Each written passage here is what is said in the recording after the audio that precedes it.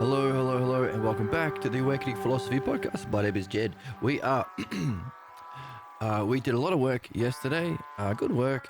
Saw some amazing things about the complete map of possible states of mind and ways of being that we can exist in as human beings. That also, therefore, give us a map of our soul's development. As we read in the text, let's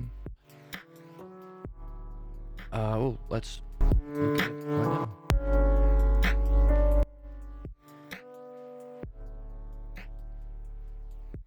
Reasoning through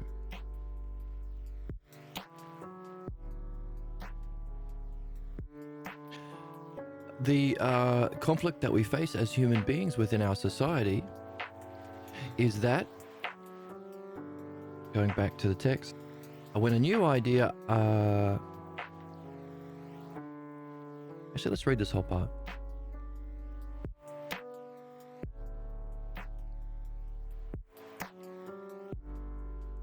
All right, so we'll read this whole part here.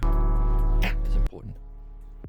So what we've been learning is there is a map of our soul's development, and that is our standard for truth.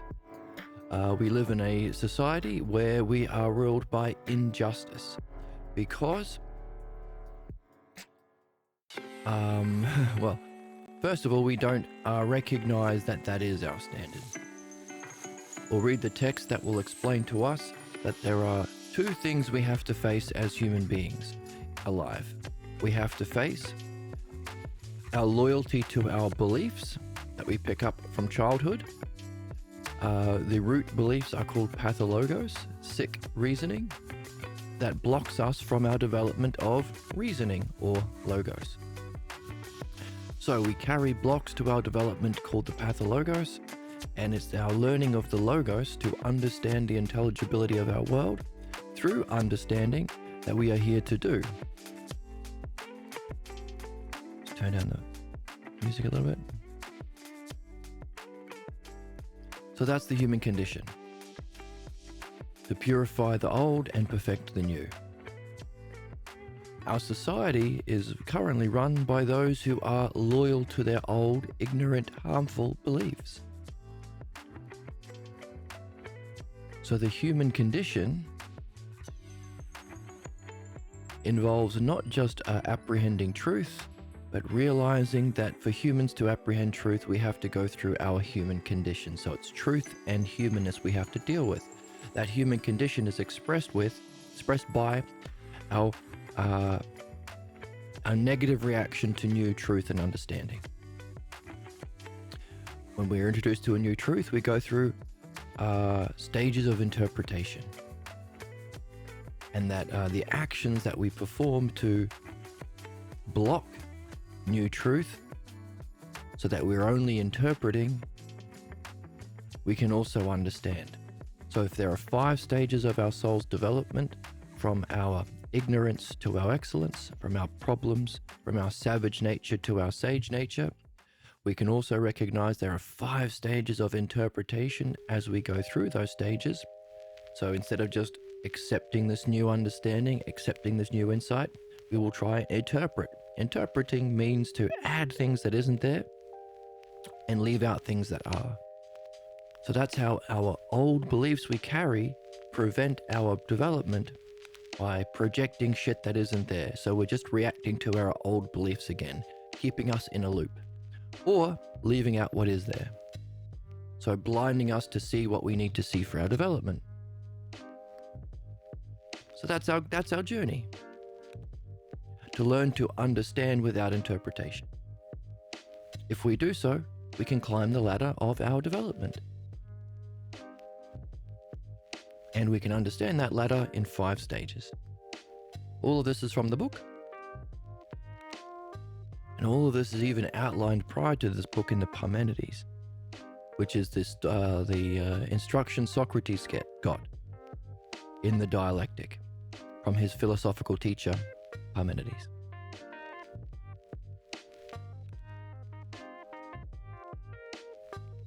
Interesting?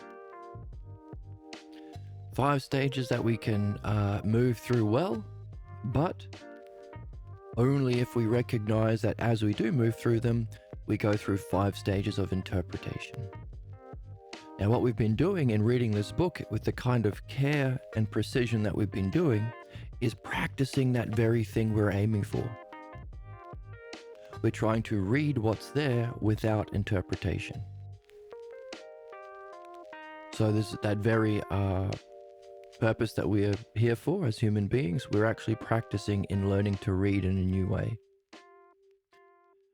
It's new because at school they'll say things like, what does this book mean to you? And you can just interpret. To me, Harry Potter's about Jesus. Hey, whoa, don't, that's a scary voice, man. Don't do that. Hey, my kids watch this. Sorry about that scary voice. But we're not doing that, because that will keep you stuck and blocked in your problems. So that's what we've been learning. But also we're realizing that, this applies not only to ourselves individually, but to our species, our culture, our politicians, our religious officials, the capitalists who own all the money and the means of production. They also have pathologos beliefs that are false beliefs about what's good, true, and worth doing, that are the cause of their problems, the problems in their relationships, the problems in their random thoughts, their tangents, their daydreams, their fantasies, but also having power over others. They inflict their problems on everyone. So the mass injustice, death, destruction, poverty, exploitation, and the upcoming Armageddon, the extinction of our species, is simply due to the fact that we have yet to recognize as a species that there is a pathologos and a logos. That's it. 2 things we have to realize. Now we can use analogy to make that clear. Hey, if you're a mechanic and you have a belief from childhood that Jesus fixes engines, you will never, ever, ever be able to fix a car. You can't believe your way into fixing a car. If you're a doctor and you believe that God will guide your hand, you will only ever hurt people in surgery. You will only ever hurt engines as that kind of a mechanic. Your job in learning is to remove those false beliefs that get in the way of understanding. So to remove those false beliefs and develop an understanding. We can even go one step further and say, hey, by the way, that understanding involves understanding what the ideal engine should look like, or the ideal human being should look like as a whole. So there's an ideal as a whole, but also understanding its parts and how they function together. Whole and parts. When we recognize that, we can apply that to the human soul. That's the same for surgery, for doctors, for mechanics, but also for our soul. And we are souls. We are minds with rulership over our body and our mind's development. Therefore, there should be an ideal of the human soul we can grasp. The self, the mind, those are our 3 things we're working with, the development of our soul, by participating in mind to the highest degree, ideally, to know the self, that which experiences mind, that which experiences soul. So the development of the soul to reach the excellence of mind and know the self requires knowledge of the whole. So to know the whole of intelligence, that's called nous, or knowledge with a capital K, and to understand its parts. The understanding of intelligence as its parts or its understandable elements, that's dianoia, or understanding with a capital U. So nous and dianoia, knowledge and understanding, that's wisdom. Human problems are, we're opposed to that development. We carry within us a psychic parasite that we call belief. So to survive within a family clan as a baby, as a child, our parents didn't actually have wisdom, but they pretended they did, because we all seek wisdom, but it's much easier to pretend than to go through the work that we're doing here. And just as a congregation is at the whims of the priest or pastor, the workers are at the whims of the capitalist, the people are at the whims of the fascist dictator, so too we are at the whims of our parents when we are too young and dependent upon them. So we walk away carrying a false belief about self, mind, and soul, a false image of ourselves, certain states of mind that are not helpful, and certain activities that are in opposition to our development in order to gain loyalty within that clan. Therefore, while it's quite obvious to us to demand a removal of beliefs for doctors and an introduction of understanding and knowing as a necessary precondition to do surgery, to be a mechanic, to fly a plane, every profession, there are some professions where we allow beliefs and do not demand knowing and understanding. Politicians don't have to demonstrate a knowing of the whole and understanding of the parts. They just have to say, well, I believe this and that. Do you agree with my belief?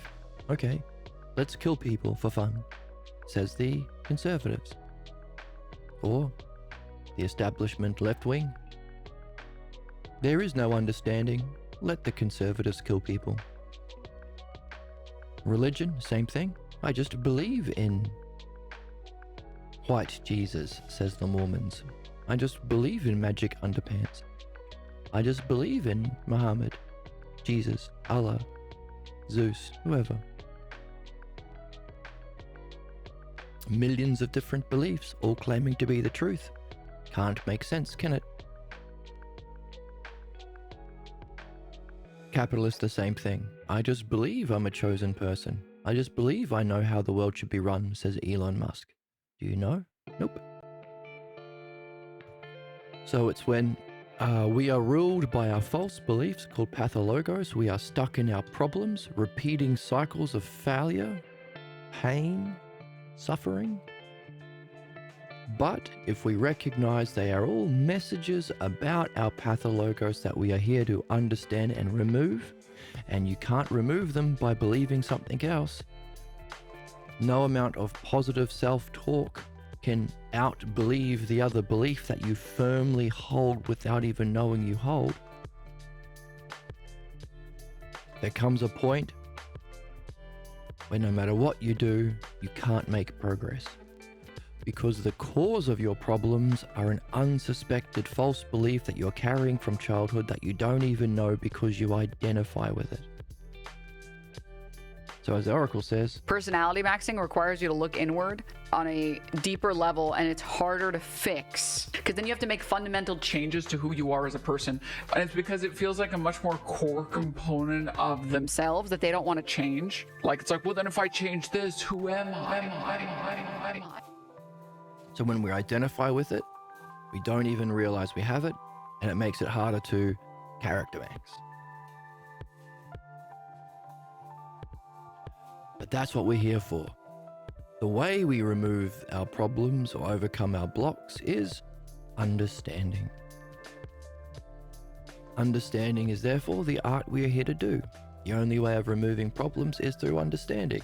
As it is for mechanics, as it is for doctors, so too is it for the human soul and society.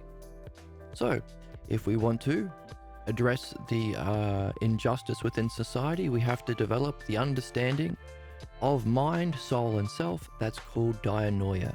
That's true philosophy. The aspects that we learn in that learning, we can tell stories about to help remember them. That's theology. That's mythology. The forces and aspects of reality and mind and the soul's development, that's what theology really is. It's not literal. Through the development of dianoia, we come to directly see mind. That's the penultimate enlightenment experience called nous. That's what knowing is. Because we reached it through understanding, we can also recognize the parts. There we have the parts and whole of the engine, the parts and whole of the body, the parts and whole of intelligence. The whole gives us the paradigm or model of justice, of beauty. Therefore, any spiritual figure, any political figure, anyone with power over others, like a capitalist, must demonstrate knowledge of the whole, understanding of the parts. Or at the very least, recognize that that's what the standard is through understanding, and be every day doing the work to surface their own pathologos and master that logos. That's called the dialectic. The method of understanding is the dialectic. All of this we've been learning. So therefore, we can understand the desire to conserve our false beliefs from childhood that we think we require, we're afraid of losing, we think we benefit from, is conservatism. We can trace it back to our caveman roots. Before we did have language and self-reflection, before we'd evolved to that capacity, it was those that were blindly obedient to tribe leader and were afraid of everything different from their small tribe. Everything outside the cave was bad and scary. They happened to survive being eaten by saber-toothed tigers. So it's a kind of solution that we had developed as a species, a loyalty to our childhood beliefs, a loyalty to dear leader, completely opposed to evidence, reason, truth, growth, development. That had a survival benefit that is literally the cause of all human suffering now. So our problems are a solution that no longer apply. Isn't that fascinating? So too, our own individual pathologos allowed for our clan survival within our childhood. So once again, a kind of false belief, a kind of solution that no longer applies. So it's not a blame game, and it's definitely not an excuse to inflict suffering on those who are already suffering from problems. Or punishment. Punishment is a sickness. So as it has caveman roots, we can call this desire to conserve false beliefs that we think we need ignorance, but also primitive.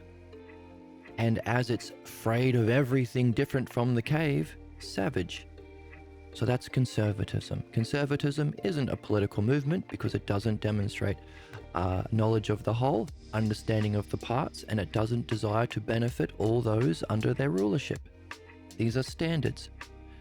A mechanic has to benefit the engine. A doctor has to benefit the body of the patient. Politician and a religious person. And if a capitalist seeks power in society, they have to benefit everyone under their rulership. That's what it means to be a ruler. So conservatism, or right wing, is defined by a primitive, early primitive history, savage. It responds savagely to different shapes and colors. The gays, the women, the browns, kill them all. The poors. So primitive, savage, impulse to conserve false, harmful beliefs that we incorrectly think we benefit from, even if they're maximizing profits in the short term, they're not actually benefiting. They're creating the conditions for Armageddon. Why? Well, as we said, a surgeon who's operating from belief can never, ever, ever fix a sick patient. It's 1 in a quadrillion chance that they do make the right incision. It's impossible. they can only ever do harm. Capitalists, conservatives, religious officials can only ever do harm in principle because that's the operation of belief. So we have belief, which is believing something in someone else, which demands an opposition to evidence and reason. Now you can say, well, when I want to learn to be a mechanic, I believe the teacher? Nope, that's not belief. That's not an end cognitive function. That's not a ruling cognitive function. It's a trust in understanding. You are seeking to remove your beliefs, prejudice beliefs, supernatural beliefs, pathologos beliefs, and develop understanding.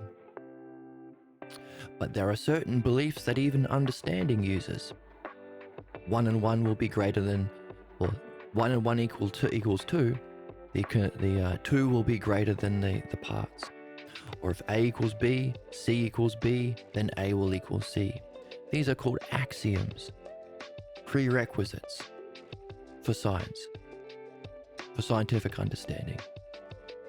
Therefore, it's important for us to move from the use of evidence and reason for scientific inquiry to examining what evidence and reason is, examining those axioms and principles, because one of those axioms and principles is goodness. We accept goodness has to exist for us to make a good computer, create a good engine, make a healthy body. We presume truth exists for us to be able to recognize you got the answer in the test wrong. And we recognize that oneness have to exist for us to bring the body or bring the engine into a oneness, a functioning unity that allows it to function at a high level. So oneness, truth, and goodness are fundamental axioms we take for granted, and if we don't examine them, we can use our scientific understanding to create nuclear weapons and blow up the world in Armageddon. Hand grenades and nuclear weapons and mousetraps. That's what we're doing currently. Therefore, it's absolutely necessary that we go from belief into understanding into dianoia. Dianoia is an understanding that can be applied to those principles, those axioms, understanding what is the good, what is true, and what is one. What is whole? What is our excellence? What is our purpose? This is true philosophy, dianoia. So, we've understood the nature of human problems. We've understood that the pathologos, a kind of unsuspected false belief about self and reality, and as reality includes all those things we mentioned, reality as pure intelligence is oneness, is goodness, is truth. That's where all of those building blocks of thought come from. So to say it's a false belief about reality, it's also a false belief about what's good, what's just, what's beautiful. Therefore, the relationships that you seek, don't you want to be with someone beautiful? When you have power over others, don't you want to feel good like a Noah? Therefore, those false beliefs about reality and self become the guiding force in our life. And it's a shadow or imitation of true knowing and understanding. Now you can say, well, why don't we just move from one to the other? Why don't we just move from belief into true understanding?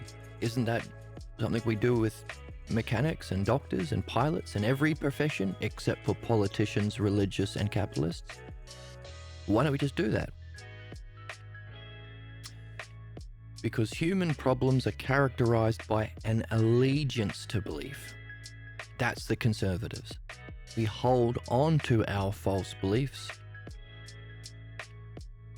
in opposition to the development of understanding. That's why human beings act savagely against our own interests.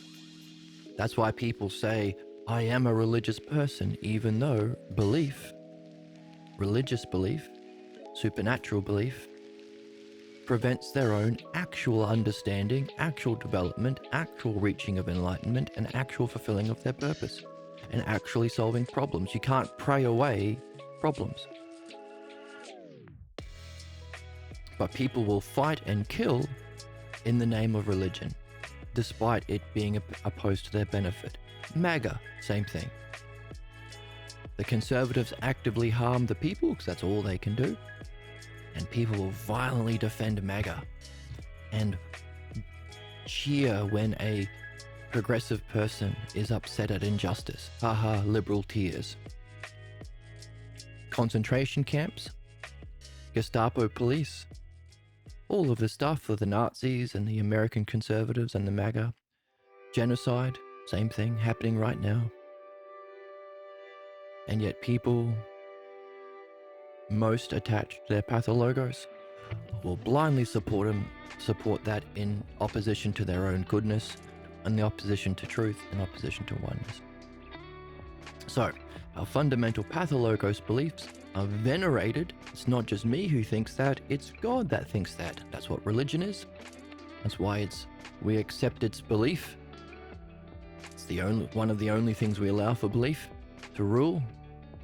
Because you can just project your own. You can pretend to know shit you don't and justify your infliction of harm as though it's justice.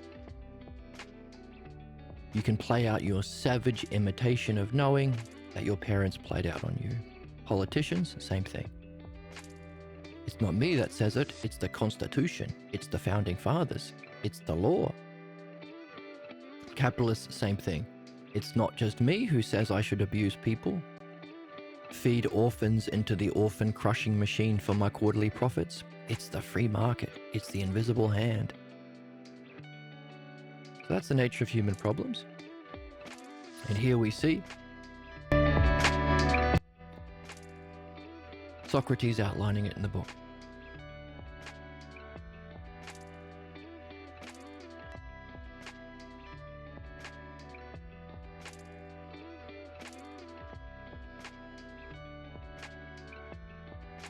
Okay, before we read this in the book, let's quickly review the map.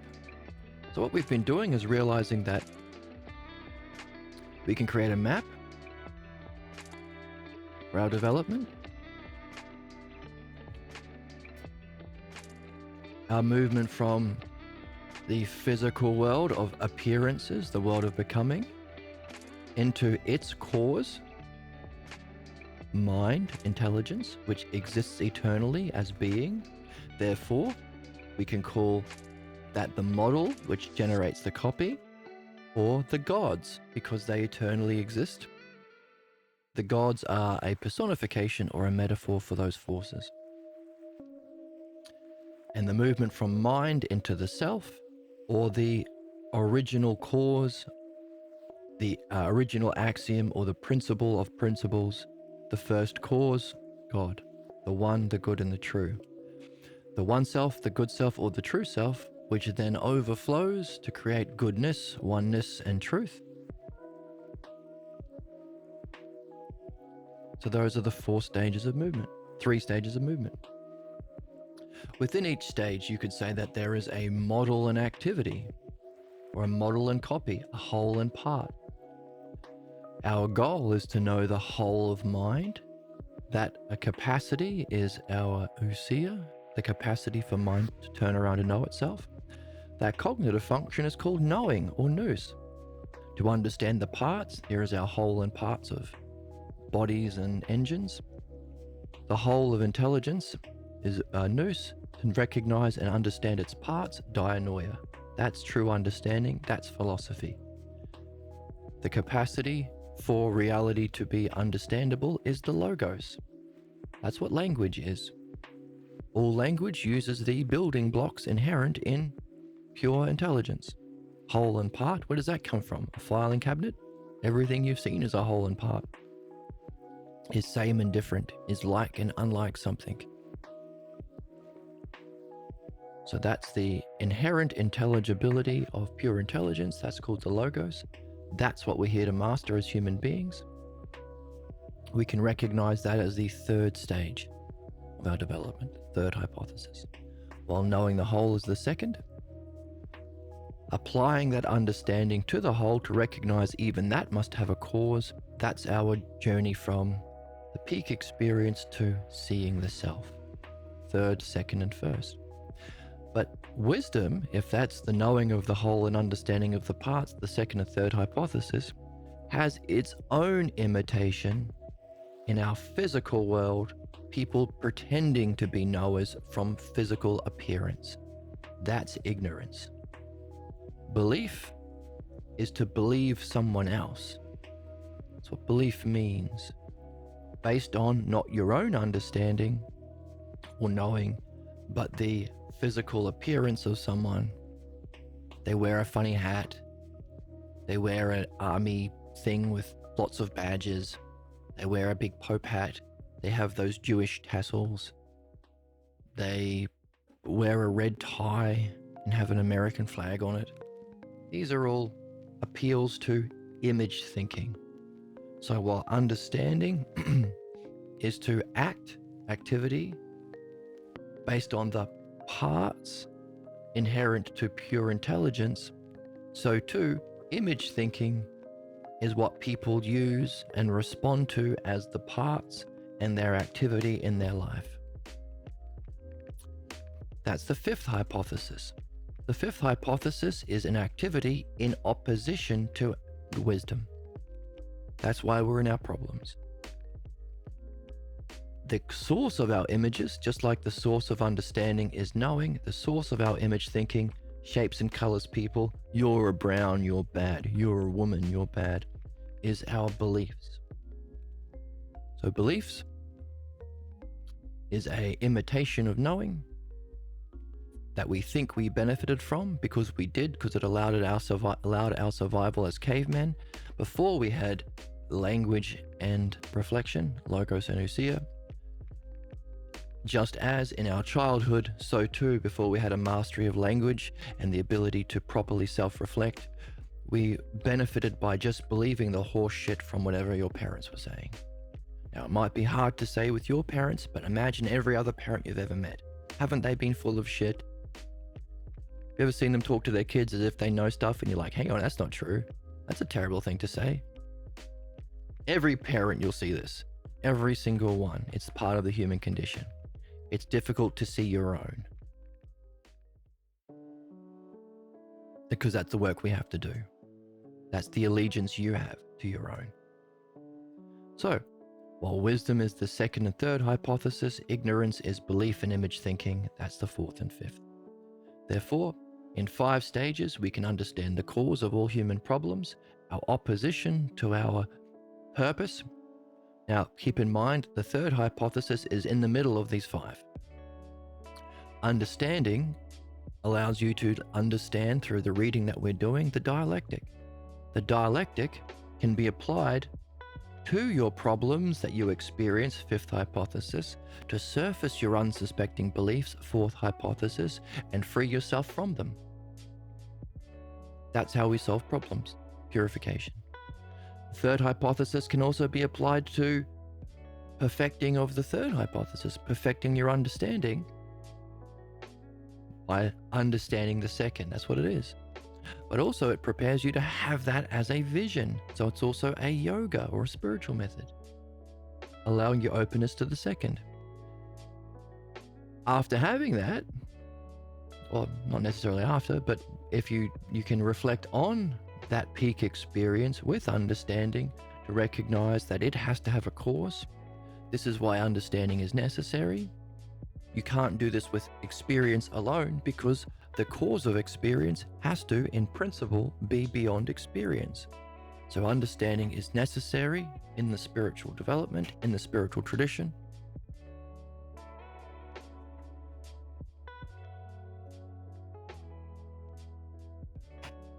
It's necessary to transcend experience and know what it is that's having it, or to know the self. Therefore, we've covered how the third hypothesis functions with all of them. Therefore, our purpose is to move from our allegiance to fourth hypothesis to mastery of the third.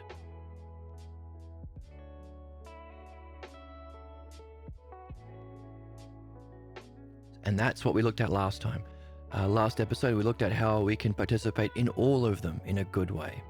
If we are ruled by the self-logos and not our pathologos, to be ruled by our pathologos belief is to oppose any one of those stages that exist in reality and that we are supposed to move through as states of mind and activities.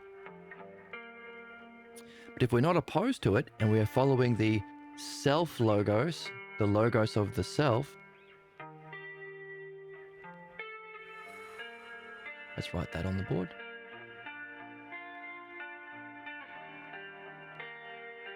Self-logos of the first, then we can participate. Oops.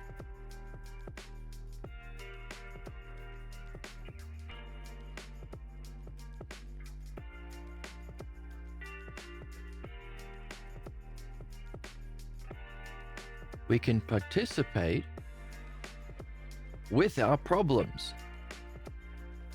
Fifth hypothesis. When you're stuck in the fifth hypothesis and you are violently conserving as a conservative, identifying with religion, staking your livelihood on capitalism, any one of these, that's a block. So if you are identified with, and that's your highest stage of the fifth hypothesis, then you are the sort of person who always says there is no enlightenment, we're all just chemicals, we're all just physical things, or if there is a God, we're just ants to it. No one knows the meaning of life, no one knows what happens when you die. Opposing your own development.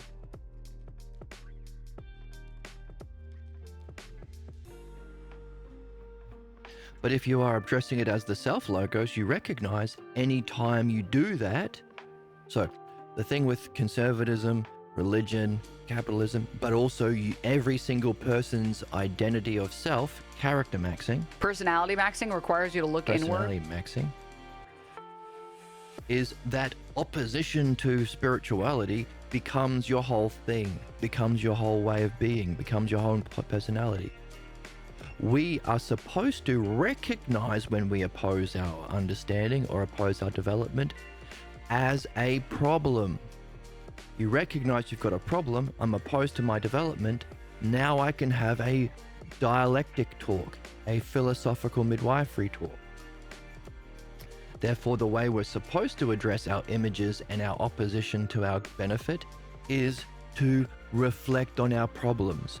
Our current society does not encourage us to reflect on problems because those fascists of religion, conservatism, capitalism say if you've got a problem, now I've an excuse to harm you because punishment, you made a mistake, now us capitalists can use you as prison labor for our profits. You've made a mistake, now our conservatives can justify taking away your human rights so no one will speak up about Epstein Island, or take away your human liberties so we can profit from you. You've made a mistake, now the priest can torture you because you're an evil sinner and take away all your money. Always the same game. So as we've grown up in that society, it can be very difficult to be open to exploring problems. Our purpose as good people, philosophers, true human beings, this is the true race of human beings, to move from savages to sages. True human beings is to create the conditions for self-reflection on problems, never punishment, never blame, never shame, only openness, fun, and curiosity. Where's the joy? Where's the whimsy? Where's the childlike wonder? Joy, whimsy, and fun and wonder. That's how we're supposed to participate with our image thinking or our problems that we develop from childhood and carry with us in our lives. How do we approach our beliefs? Again, fervent loyalty to it. If we do, that's the root nature of human problems. To take any one of our positions as a belief that we are identified with. Our current age, it's the conservatives, clergy, and capitalists who are in charge. So we are defined by ignorance. That's why we live in a world full of injustice, death, and destruction. That's also the cause of all individual problems. How are we supposed to address belief? If we are fifth hypothesis, sitting on that chair exploring our problems in our life, in our tangents, in our dreams, especially dream analysis, we are supposed to participate in a group activity, not as the highest idea of being, but a group activity called the dialectic. And our approach to beliefs, so that's the whole of the physical world. What images up the parts, the whole is your participating as a whole with other human beings. Group activities. But the best activity is midwifery or dream analysis. And that activity allows you to address your beliefs. Because as understanding has its source of knowing, so too image thinking has its source of our beliefs. Our problems has its source of the beliefs. So to solve human problems, you can't do it with just meeting material conditions. You have to address the root underlying beliefs that human beings carry and pass on through family, clans, cultures, traditions, religions that cause Nazism. We still have Nazis. We didn't address the cause. To be rational is to address the cause of problems. So that's how we should be participating with the fourth hypothesis, to reflecting on the cause of our problems as belief in a group activity called midwifery. Third hypothesis, of course, is sitting on that chair in that activity with a dialectician. So, you could say, all the money that you have in the world, you should spend it finding and utilizing a dialectician.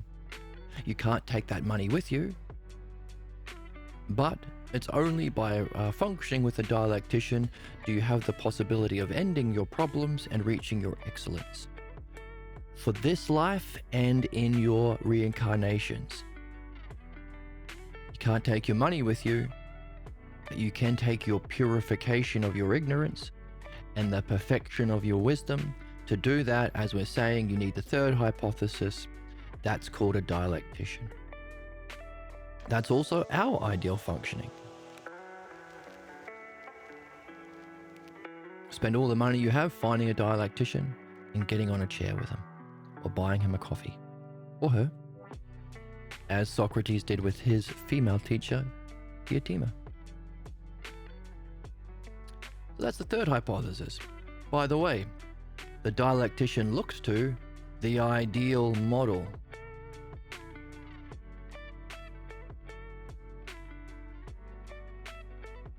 For beauty, for logos, for justice, for truth.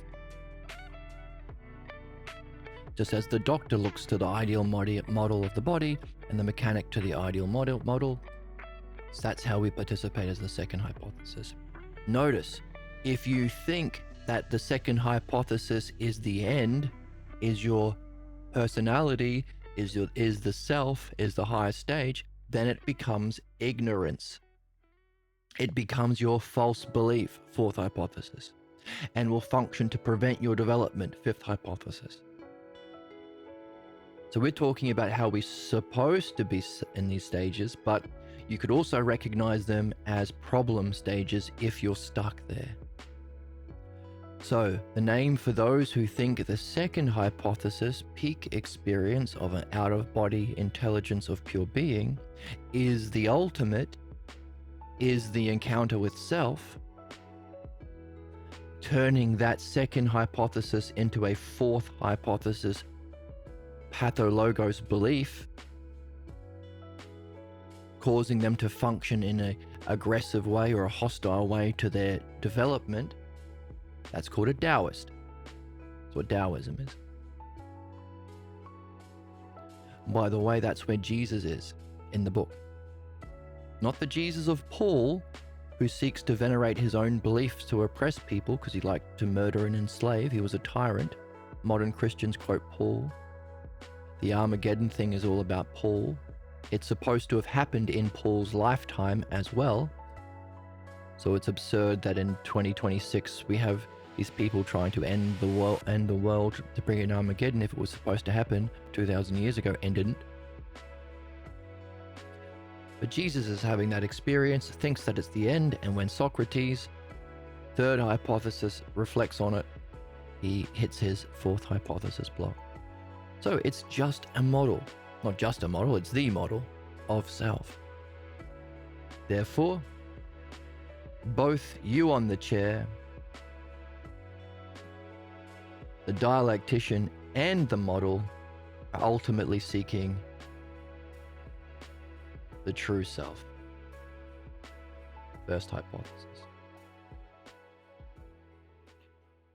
Which is the source of the self-logos of the model, which is the source of the self-logos activity of the dialectic, which is the source of the self-logos human activity of, well, the source of the human art or functioning as a dialectician. It is the source of the human activity of dialectic. And it's the source of you being someone on the chair open to the dialectic. So it's all an unfolding of the self-logos conditions for our soul's development to progress through those stages. So we use all of those stages in the greatest, most important activity, allowing us to move from image thinking to addressing our beliefs, to developing understanding ourselves, to learning to see and understand that model, and to move through it to know the self. That's our spiritual journey. That's the journey for everyone, for all intelligent beings. So therefore, at any stage you venerate or stop or make the ultimate any of these individual stages, that's your problem. Our current world is ruled by ignorance because they're venerating beliefs, conservative belief, religious belief, capitalist belief, in opposition to understanding. But that's also the human condition. See, that's that simple. You can understand the human condition with two things. Fourth hypothesis, pathologos belief, and third hypothesis, logos dialectic. To move from one to the other. So we can use all of these in a good way, but if you're opposed to your development, fifth hypothesis, as an example of your fourth hypothesis block, ignorance,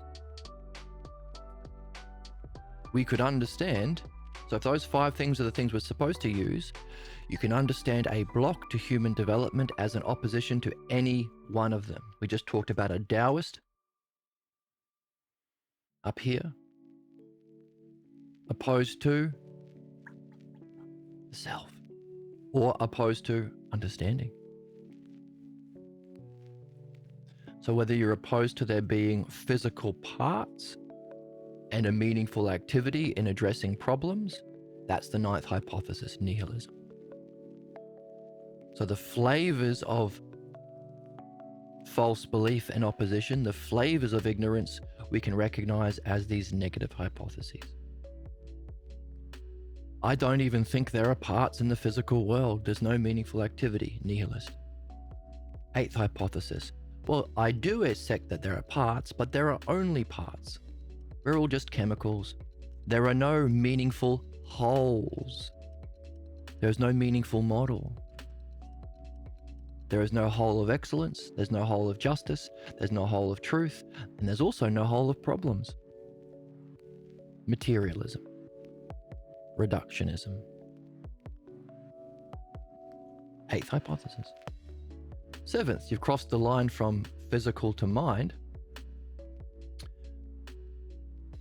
So, okay, so there is physical things and there are wholes that affect the physical world. And I'm in the realm of mind, so there is some sort of reason or principle or force behind things, but I'm opposed to the logos. We've seen that this is the most dangerous because the logos is necessary for our solving of problems, so you are opposed to solving problems. It's necessary for our development. You're opposed to growth and development. The third hypothesis is also providence. It's the use of intelligence of self and mind in a caring way. You're opposed to intelligence and care. That's the seventh hypothesis. You're opposed to development, solving problems, intelligence, and care. As your identity, as your fourth hypothesis belief and fifth hypothesis functioning, as your identity, as your state of mind, as your way of functioning. So all you can do to, so instead, so there are forces, but the forces are not hierarchically arranged in a providential way that we can move through. They're equal and opposite, good and bad. You don't solve problems with logos, you solve problems by killing the bad guys, killing the non-Christians, beating your child for getting the wrong math equation, telling your child that she's bad because she's a sinner. Sadism, punishment, the devil, evil, or everything is just a matter of perspective. The establishment left. Don't fight tyranny. That's just an opinion, and all opinions are equal. There's no better opinions or worse. There's no better or worse people. Yeah, let the most sick Epstein class people rule America. Who cares? Give them all nuclear weapons. Yeah, who cares? If you think it's bad, that is your opinion, and it's their opinion, it's good. The establishment left. Nancy Pelosi's, Chuck Schumer's, Biden's.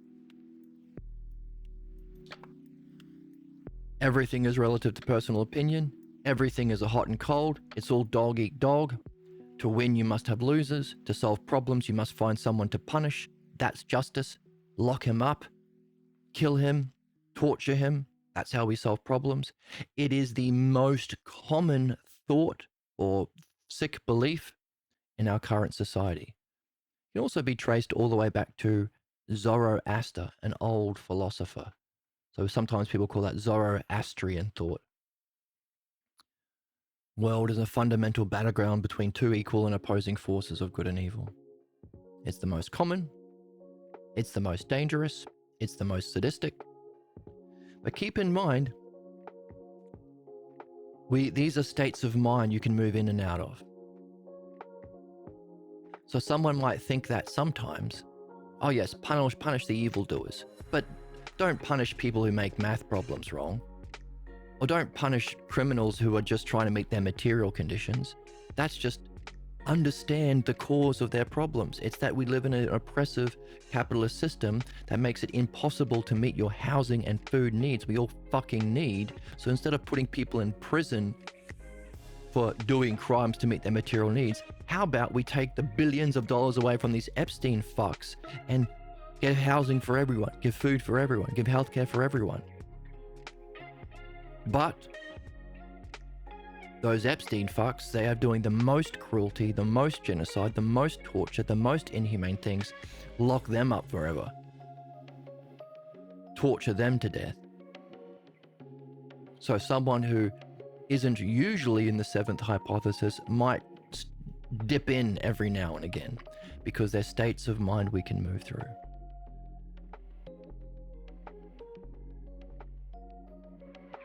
It is a high level of justice and a high level of evolution, and would be a high level of human society to take even the worst of us, the most best at seventh hypothesis,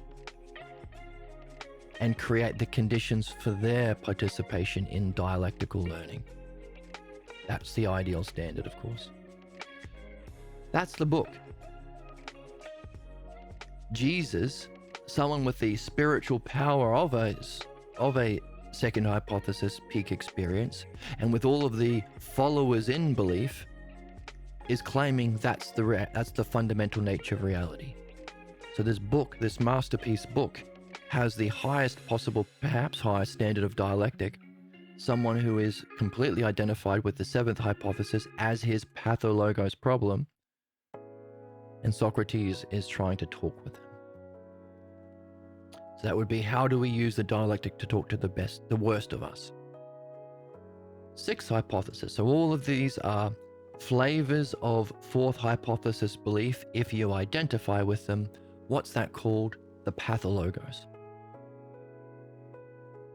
Not reflecting on our beliefs by addressing our problems and dreams with the dialectician, with the model of intelligence, seeking the self. No, that would be the good self-logos way of moving through these five. If you're stuck at any level, that's example of not the self-logos of the first,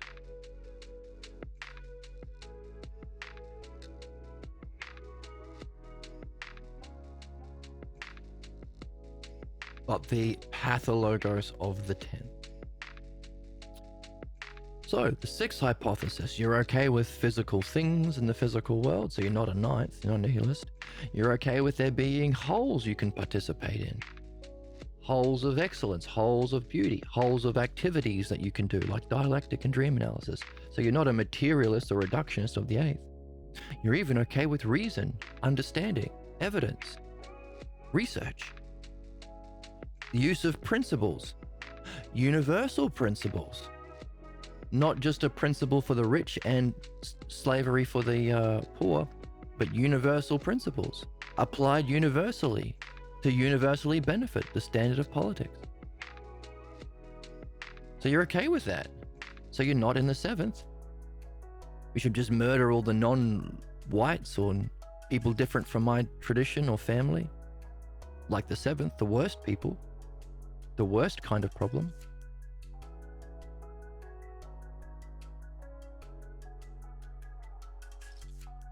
But you never reflect on where those principles lead or live.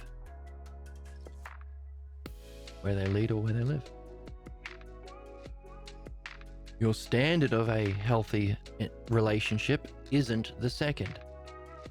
Your standard for a healthy society isn't the 2nd. Your standard of beauty for someone you're attracted to, justice for how you want to live and treat yourself and whatever you have rulership over, isn't the 2nd. The excellence that you seek isn't the 2nd. You may even reject that the 2nd even exists. There is no non-physical realm. Hey, if these fuckers, religious fuckers in the 5th and attached to the 4th hypothesis, who are the ones doing all the harm, they are 4th hypothesis believers, religious folk, conservatives, and their version is the 7th hypothesis, violence and oppression. If they speak for God, if all of these religions in the world are 4th and 7th, and they are the worst people ever, then obviously there's no God. If religion is bullshit because it's opposed to evidence and reason and demands an opposition to evidence and reason, causing a conflict within the soul, then there's clearly no God. You know who else talks about God? Philosophers. Socrates. As personifications or myths to represent true being, intelligence itself. So these people, because they are open to understanding reason causes, in terms of problems, are the best. Right, Emma? Making ice cream's a good and courageous thing. So, in my experience, these sorts of people tend to be most receptive to philosophy. Because philosophy is the 3rd, and they're not opposed to it. A standard for the dialectician is if you come across a person like Emma or someone in the 6th hypothesis. Emma trying to use reason and evidence to address causes and principles and apply those principles universally to benefit. That's providence.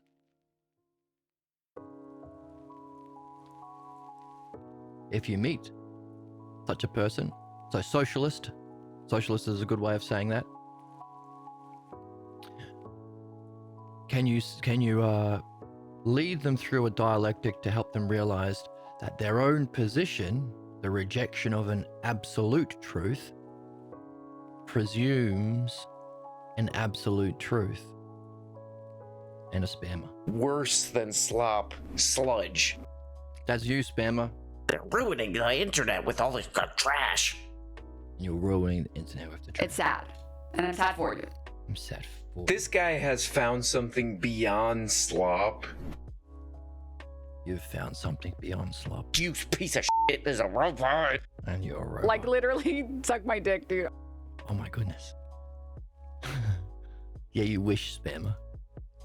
What the hell kind of a show is this? What is this, the comedy mothership? Yeah. Doing a bit of jokes here. Like the comedy mothership. Can you talk to these 6 hypotheses people and say, actually, where do you think causes come from? Where do they live? If it has scope over the physical world, do they have to have some sort of eternal existence? Is that knowable? Is that intelligence the difference? If we're both using language, both using these principles, both able to apprehend beauty and justice in the physical world, does that mean that we are the same intelligence or participating in the same intelligence? Lots of different ways you can take, but that's the possibility. And as we read last time, Socrates talked about how he learnt about these 5 from Parmenides, saw that the way out of them is to realize that if you're stuck in the 5th, which says there's no connection to anything higher, we're just parts. If you realize it's not literal but an analogy, you can recognize it's all a reflection of the self. So as you hold up your left arm to the mirror and the person in the mirror is doing his right arm, it's not literal. It's not, you're not got your arms on backwards. It's a non-literal analogy to help you learn about the self. And Socrates, a great relief came across me when I realized that this disconnection from the divine that so many people take as real isn't real, but is a message about the nature of the self logos, the self, as being above everything else, transcendent even of peak experiences. That's one way of getting out of our problems, to take it analogically. Another way, like these negatives, is to see that each of these positions that are defined by an opposition to each of these ones that exist actually prove the necessary existence of the thing. Isn't that fascinating? And of course, the worst of all is the pathologos. To deny. So maybe that's the Taoist.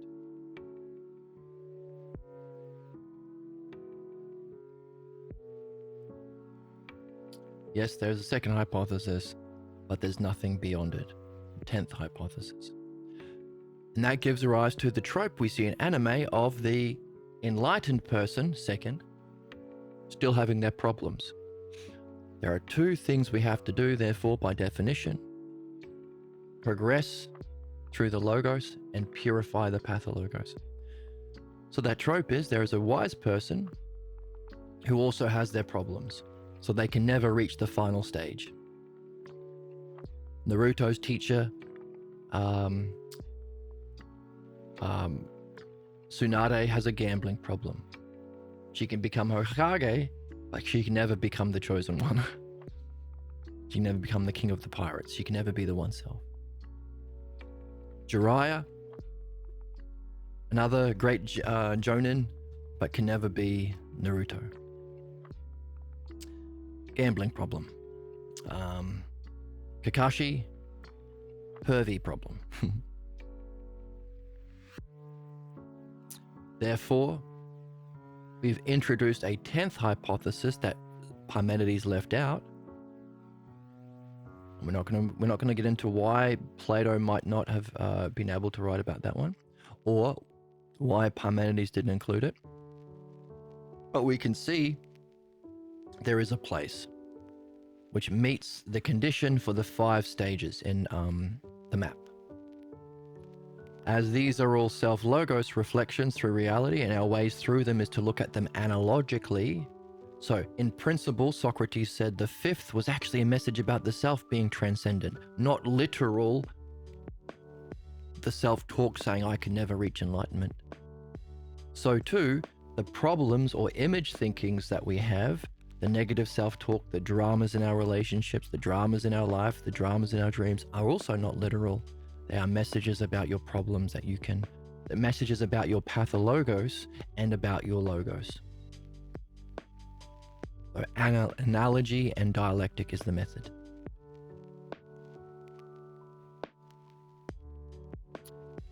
So that's where we are in the book. 7th hypothesis, conversation with someone as a belief, because Jesus has done no work on his 10th hypothesis, pathologos. Therefore, maybe the sequel to the book you can write is Socrates and Jesus, a midwife talk in heaven. Now, we also shed some extra light on these negative hypotheses by adding in these other negative lists. As we go through this development, we have stages of interpretation.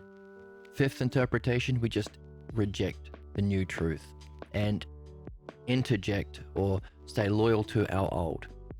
Fourth interpretation, you listen, but you just offer your own beliefs instead. Third, you take a piece of the new as a patch on the coat of your old beliefs. Second level of interpretation, you're accepting the new, but you want to save the old and unify them together. And again, as we just said, standing above is the first level. Standing above all of the categories of interpretation is the first level of interpretation, which is non-interpretation. Like the first hypothesis is the highest experience, non-experience, transcendent of experience. The first interpretation is to just take the new and get rid of the old. So we can match it with the way in which we block ourselves from new truth or people speaking truth. We can also fit on this list. Someone introduces a new truth that's a challenge to your old ways of being, your old fourth hypothesis belief, whichever of these they may be, whichever the negative hypothesis may be. The way in which you fifth hypothesis fight back, you ignore them. No, it doesn't mean anything to me, I don't care. Like fifth hypothesis, reject. Fifth interpretation. Fourth interpretation, offering your own, mocking. You're not completely ignoring it, but you're just creating your own, hey, this is what I think instead. Offering your own fourth hypothesis belief. Do you see how this works? Do you see how we've got all of these sets, these different sets that have members. Look at them all, there's heaps, there's a bunch on the board. Cognitive functions, hypotheses of Parmenides, negative hypotheses, interpretations, negative human functioning, ousia and logos, whole and part, model and activity, dimensions of reality, model copy, gods and heroes. And we are gaining insight into them because of the principle of analogy within reality. Relations stay constant even though terms change. So we can jump to gain insights. Hey, look, the fourth interpretation is to offer your alternative beliefs. Oh, fourth hypothesis is here. That's also the cognitive function of belief. See? Gaining insight. They often mock. How do eighth hypothesis materialists respond to the idea of meaningful activities in the world? They mock you. You religious are all dummies. You spirituals are all dummies. Idea of problems being understandable, you're dumb. Threaten. So someone introduces a new truth, you ignore them, then you mock them, then you might threaten them. Seventh hypothesis, the worst, is a threat to humanity. What does the third level of interpretation do? Takes a piece of the new, so you're not completely ignoring it.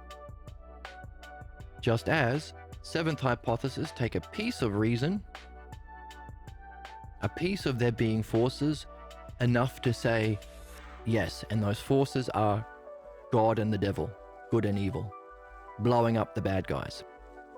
They take a piece of understanding, third hypothesis, enough to make nuclear weapons, hand grenades.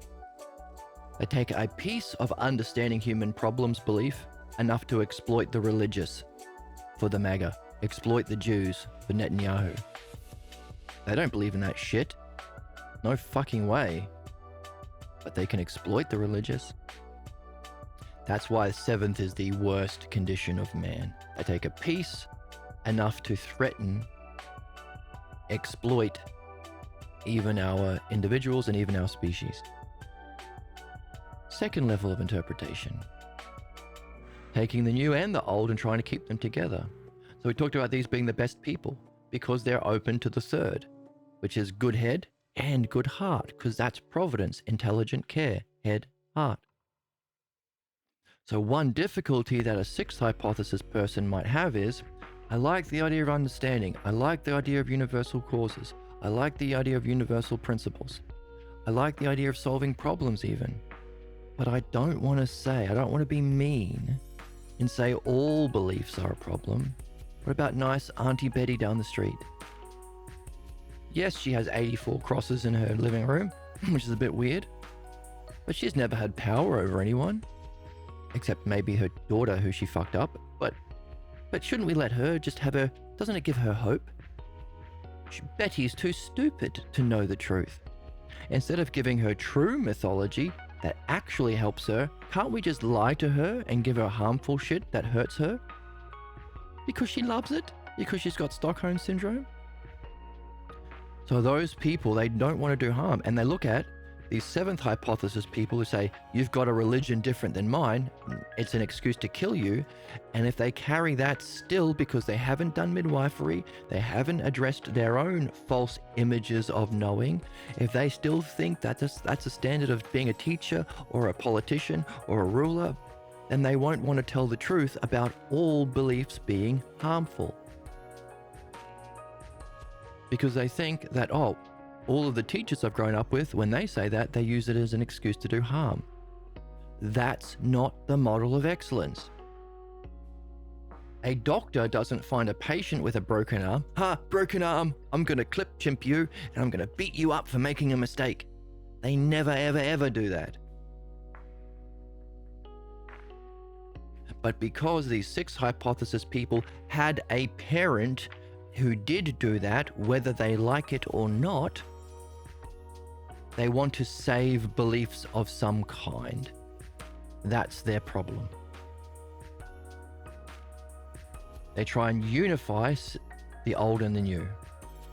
Just as the second hypothesis, on that same level, same relationship, tries to unify whole and part, or does unify whole and part.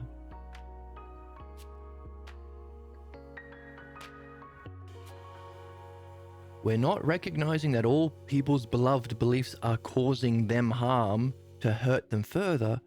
We are doing it to highlight that their problems can be removed and they can be helped both in this lifetime and beyond. As well as anyone they might happen to have influence over. Sure, Auntie Betty might have no employees to abuse, or constituents to abuse, or parishioners to abuse, capitalists, conservatives, and clergy. Maybe she had a daughter, and her religious shit about women being less than men she passed on to her. Or even if she didn't, her own soul matters. Everyone matters. I saw an episode of The Majority Report. That one's perfect and exactly the case. Where that's what they do. They're trying to solve problems and reach excellence. And then Emma, sitting next to Sam said something religious. The Jewish religious authorities mutilating the genitals of males is okay, actually, because religion. And you can see Emma, I don't think she agreed with that, but I don't think she wanted to speak up.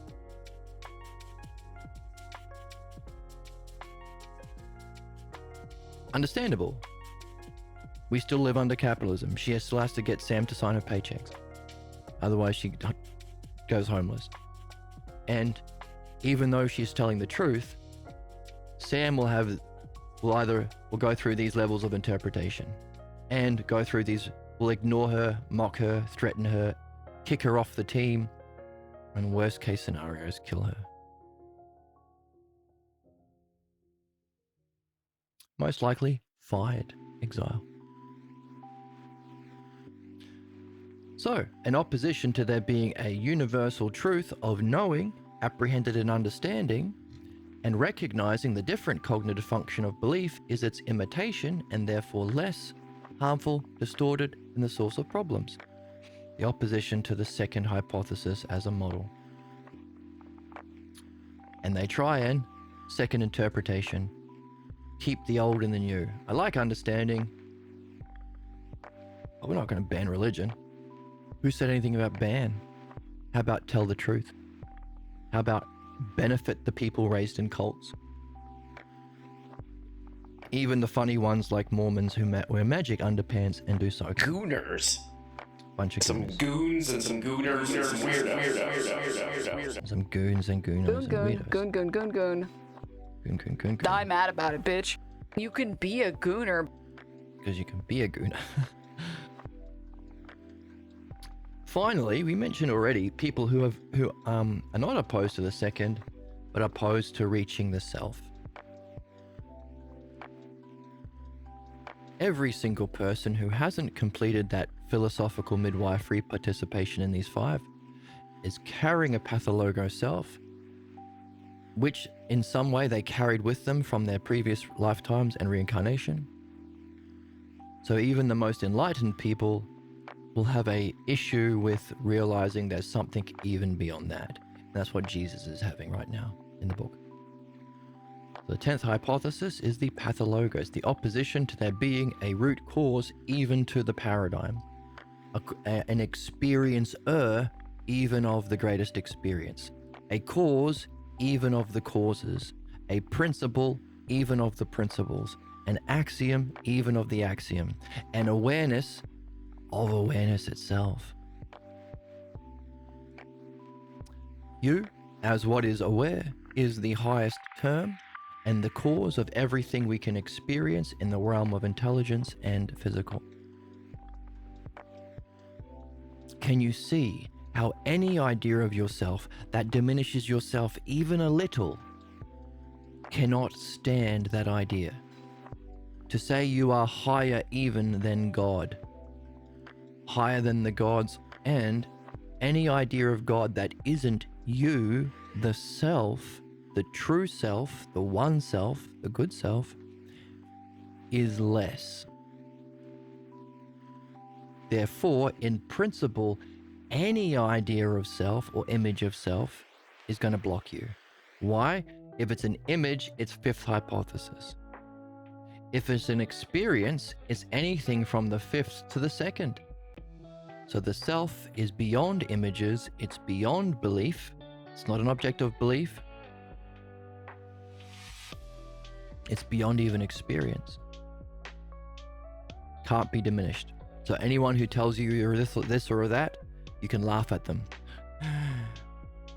You don't even understand that the self is beyond your stupid beliefs. It's beyond your images. It's beyond even experience. You don't even know the self. The self transcends all of these descriptors. Any way you're trying to describe me, idiot, the true self is beyond any description. Normal descriptions, adjectives. Now there is a way of describing it, the one self, the good self. But again, that transcends. So anyone who tells you you're this or that, you can laugh at them at their ignorance. You don't know this, the way in which the self is beyond even the words that you use. It's the cause of the words you use.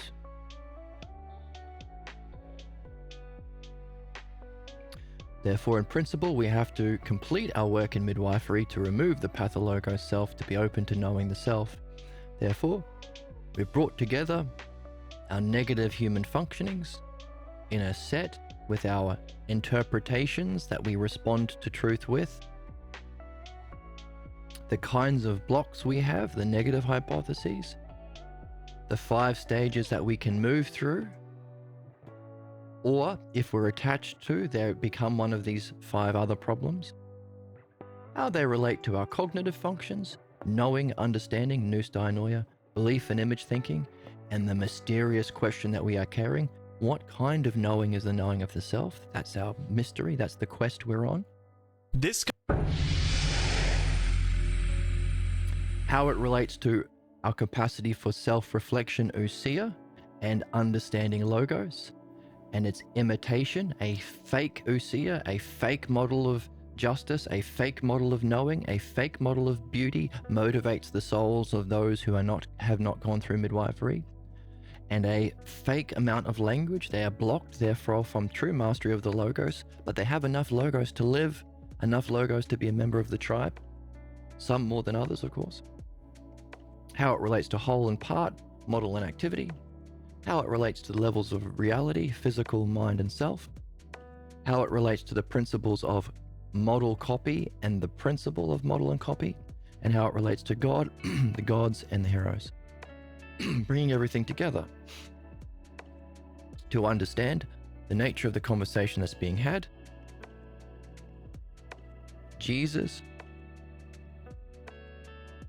Socrates functioning providentially with Jesus as a dialectician, third, to help Usia self-reflection on Jesus' peak experience, to help him realize that there is a cause in the first.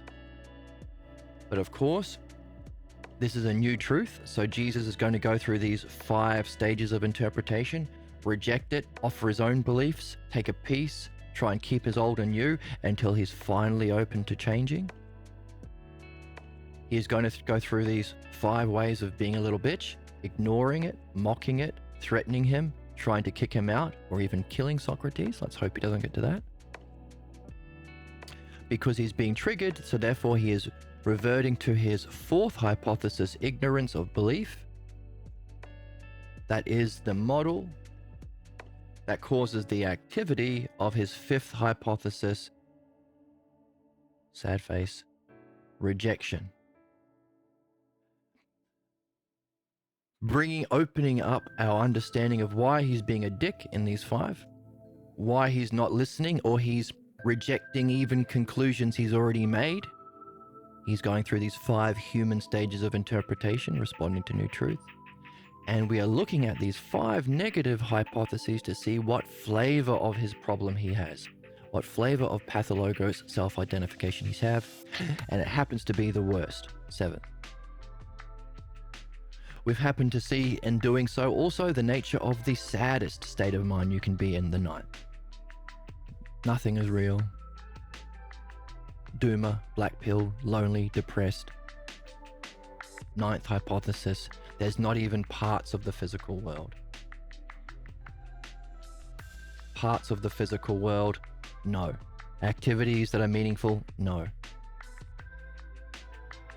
Even the images that I have in my mind are meaningless. Sounds very much like some Buddhist traditions. All image thinkings that come up in your mind are just delusion. Nope, they're messages to help you. So we've understood the 9th hypothesis. Saddest people, most in need of a dialectician to enter their life, and share with them 3rd hypothesis, intelligence and care. Usia, hey, by the way, Logos, here's some language that's not just to hurt you, like the politicians, the religious, the teachers, the parents. I'm a rare person who uses language to help, to have fun. Where's the joy? Where's the whimsy? Where's the childlike wonder? Dude. But then, after having that Logos conversation, we, Usia, reflect on it. That's what we use. Logos and Usia. That's all we have to use. That's all we use. We're just using it well. By the way, was it a good conversation? Was it fun? Did you learn anything? So that's a meaningful activity. By the way, are we parts? Are you different from me? So at least parts exist. Did we share in something in order to have a conversation? Language? Ideas? So that has some sort of existence. So these 9th hypothesis, lowest state of being or states of mind, most in need of a dialectician, it's that simple kind of way of being and talking that can help them jump out. And there are certain stages that require another person to help them out. So we've understood that. We've understood the 8th hypothesis. While these are the most depressed and lonely, these are the saddest. Because anything meaningful, love, beauty, excellence, they can, 8th hypothesis, say, isn't a meaningful whole, it's just parts. It's just nucleus. It's just atoms. It's just paint on a canvas. Love is just serotonin. And of course, tragic.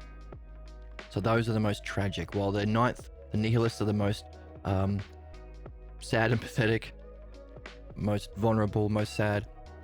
Eighth are the most tragic because the messages they get from their dreams, they can dismiss as just neurons firing. And our dream maker is our guide. So materialists and reductionists. So we've understood ninth nihilist, eighth reductionist or materialists. We've understood the worst, seventh hypothesis, Zoroastrians or punishment, evil, good and evil, hot and cold, survival of the fittest, punishment, the worst kinds of people. And we've also understood why the sorts of people who live on my board, like Emma, That one's perfect and exactly the case. why they are the best. Why there are only few content creators like Emma. Why there are a million right-wing podcasts in the seventh. Capitalist slop on the internet. While the YouTube is full of these people, why the sorts of people like Emma in the world are rare. Seventh is the worst and most common. Sixth are the rarest and the best. Kind of problem. To be human is to have a problem. Our job is to be able to talk to the best and the worst and the most tragic and the most pathetic and help all of them to wake up to the self logos first, or participation in that activity third.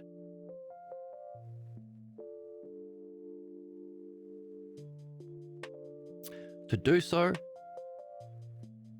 is to help any one of them, after enough conversations like this, help them to reflect on the fact that their allegiance to any of these positions was because there was an underlying pathologo self. An image, a mask that they've spent their life entrenching themselves in, and debate idiots. Debate dweeb. Debate weirdo. Debate weirdos just try and spend their life entrenching themselves in the very ignorance they're here to have. They're here to remove, sorry. That's the tragedy of it.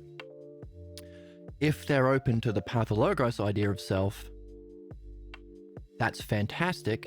Not only are they open to the idea that there might be categories for kinds of pathologos self, by the way, sounds very similar to the 4 classes of men in the Republic. There's the philosopher king, best, democratic soul, honor seeking, oligarchic money seeking, democratic wherever the wind blows, which sets the stage for tyrants. Interesting. That's Plato in the Republic, by the way. Read the Balboa version if you want to do it properly. You can find that for free. Hooray for one Balboa. Hooray. Hooray for the one Balboa. And the Balboas. So, enough reflection on enough dialectic talks over coffee, they might be able to put the pieces together and say we all carry a false image of ourselves that causes our states of mind, and it's from our states of mind that we function. There's the triad of self. Our functioning fifth hypothesis can alert us to our problems by looking at the state of mind you were in. The state of mind has a past. That's what we reflect on to find the origin scene. So the state of mind is the DeLorean. We have high and low states in our dreams, showing us we have messages about the truth and our excellence and our problems. That's why our dreams, one reason why our dreams are our guide and guru. And underlying it is an idea of the self. It's unsuspected. Just as the one self transcends experience and regular use of language, so too the pathologo self transcends our own experience. We don't know we have it, and because we never put language on it. So a kind of experience, ousia, and logos that's hidden from our experience and logos. That's the issue. That's why the Oracle keeps saying, I keep pushing the button and she keeps saying this. Personality maxing requires you to look inward on a deeper level, and it's harder to fix because then you have to make fundamental changes to who you are as a person.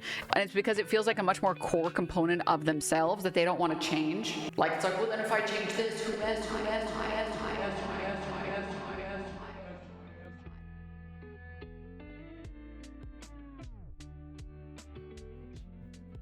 You don't even know you're carrying this idea of yourself. You take it for granted. It's the star in all of your dreams. It's the star in all your fantasies. Even your planning. I need to go to the shop to get I need to have lunch. Now, when you're planning to get your lunch, you start with you. If your plan on how to get lunch involved Tom Cruise, who has private jets and billions of dollars, you'd probably plan a different thing for lunch. Everything you plan and you do is based originally on your image of self.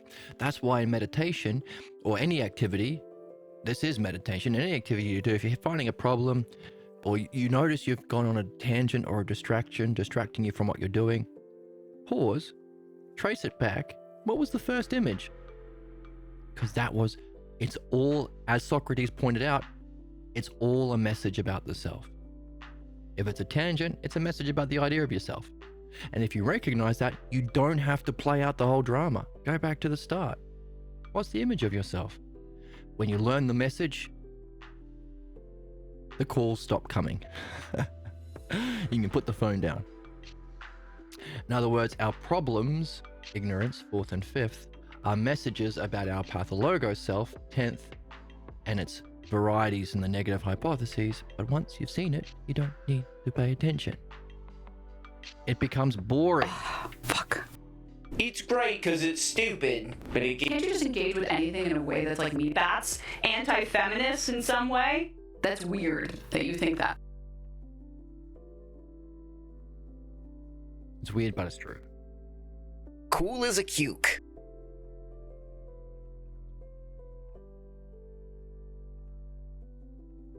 So, after a few reflections on their problems, you might be able to help, walk them through a dialectic to see that there is an image of themselves behind all of it. Now, what's interesting about that is, if there is a false image of ourselves behind all of our negative negative functioning, negative interpretations, and problems or pathologos in the negative hypotheses, it presumes the necessity for the actual self. Just as all of the negative hypotheses presumes the thing it denies, if the pathologos denies the ultimate nature of the one self, self-logos, then it too exists. Our problems as human beings that are defined with one idea, the pathologo self. Everything else is just as veneration. The veneration of your pathologos self as religion, as conservatism, as capitalism, as tyranny, as my house, my rules. It's just that. But its purpose would therefore be to show the necessity for there actually being a self. If the encounter of self is beyond experience, that could be shocking. If you go through the greatest possible, most intense, infinite in all directions, whilst completely self-contained, so unlimited and limited, the same of all difference, the whole of all parts, beauty itself, justice itself, the absolute most profound peak experience, if that's the doorway, because it's the shadow of the self, if all of that's the shadow of self, and you go from that to looking at self directly, and it's empty of all those qualities, that could be fucking confusing or scary. There's a philosopher called Plotinus, one of the head teachers of Plato's Academy before the religious Christians shut it down and burnt everything to the ground. Plotinus, he has the idea the mind reels at the prospect of nothingness to describe the possibility of encountering the self. Therefore, we are supposed to return with understanding. Is there a kind of whole that isn't parts? Is there a kind of same that can never be different because it's transcendent? Is there a kind of unlimited that can never be limited because it stands apart? Is there a kind of beauty that's not a beauty of all whole of all parts, but a transcendent beauty that doesn't even have parts? A justice beyond parts? Might be something you don't recognize with intelligence, but can learn to recognize through understanding. Therefore, if the work of a human being, because we all have problems, is to ultimately remove our pathologos idea of self, in doing so, you show the necessity for the self logos.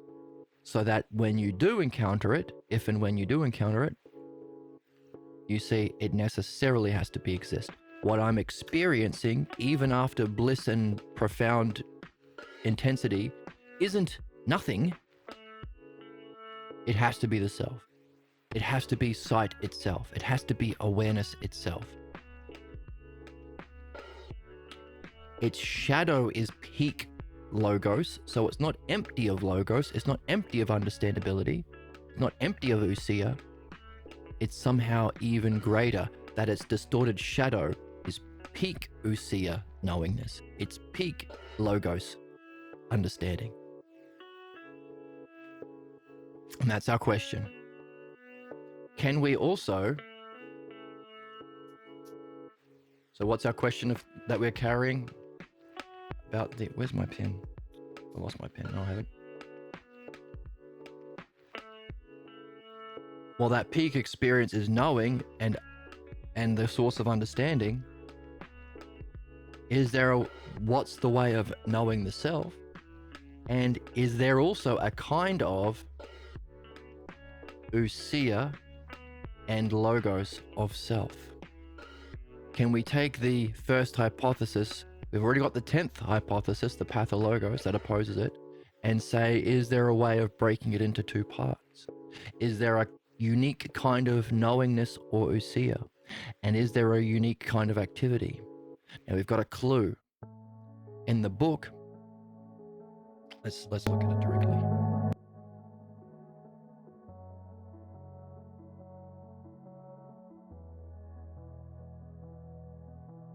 Here we go.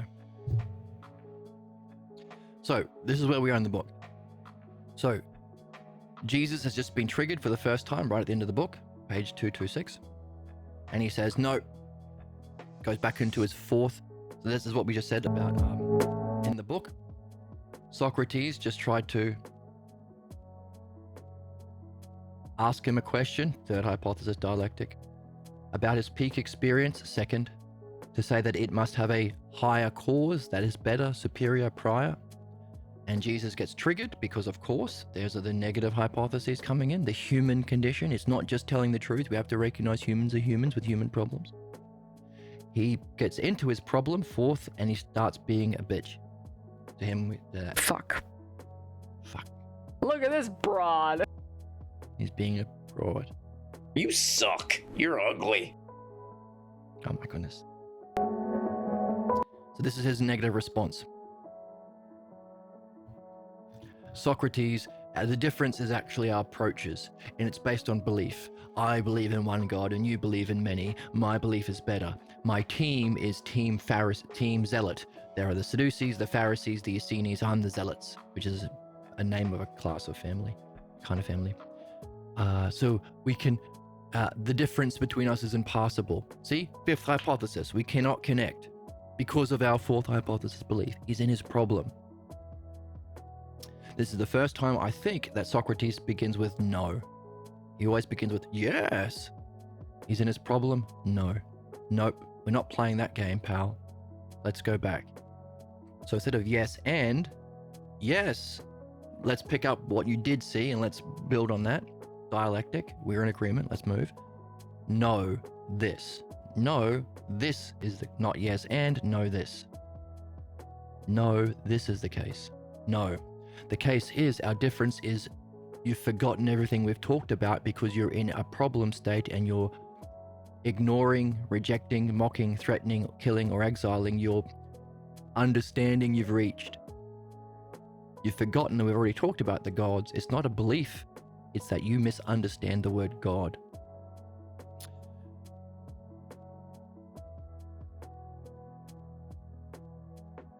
The difference is in our idea of what we mean by the word God. In truth, we agree that there is a highest divine source.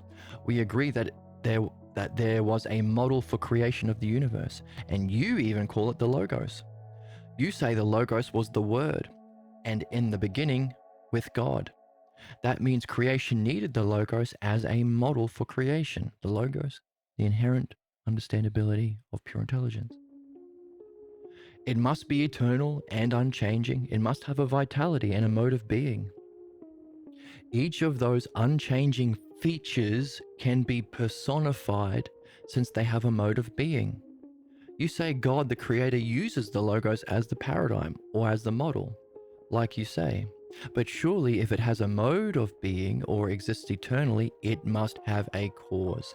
Since all that exists has a cause. So the second hypothesis even has a cause. So he brings it back to the conversation he was trying to have before Jesus went on his tangent because he was triggered.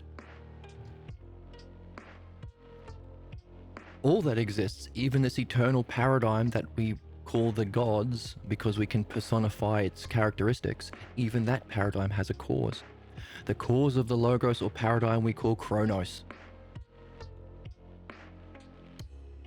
However, by the same reasoning, it must have a cause, and we say that is Uranus. Uranus. Funny. Fucking bitch, pussy ass fucker. For saying Uranus. Dead-eyed, and I don't use this kind of terminology lightly. Dimwits. Gooners. Sorry. These are what we call gods, and they can be personified and celebrated. The ultimate cause of all that is, we say is the one or the good. So there's a clue. If there is an inherent Logos within the knowingness or pure intelligence, even that must have a cause. We call that Chronos.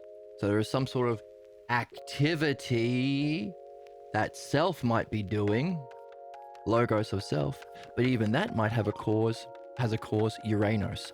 So does Uranus and Chronos represent the ousia and Logos of the first? Meaning we can expand the first hypothesis into its two aspects. The first hypothesis generates pure being. That force, its generational force of its shadow, Chronos. But there has to be some power to cast a shadow. A model of some kind. Uranus.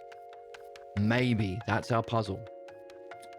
We'll have to go back into the Oxherding pictures to tackle that. So those are our big ones. What is the kind of knowing of the self? How do we know thyself? Can we even break it down into two? How does our Dream Master give us clues about that?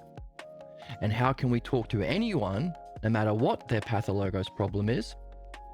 In particular, the worst, that's where we are in the book, the seventh hypothesis, and the best, the Emmas of the world, the rare birds of the world, whose problem happens to be more in the sixth than anything else. That doesn't mean only sixth. By the way, the fact that you have different states of mind that are common, you might be in the sixth sometimes, but sometimes you want to hurt some people who are really, really bad.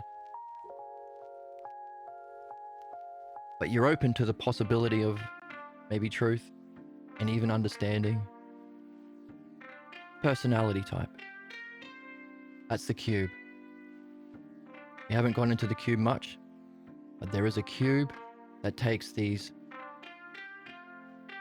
2, 3, and at the back we've got the 9th, the 8th, which is invisible, 7, 3, 3. 5. No. Yes, 5, 5, 3, 2, and behind the 2, 4.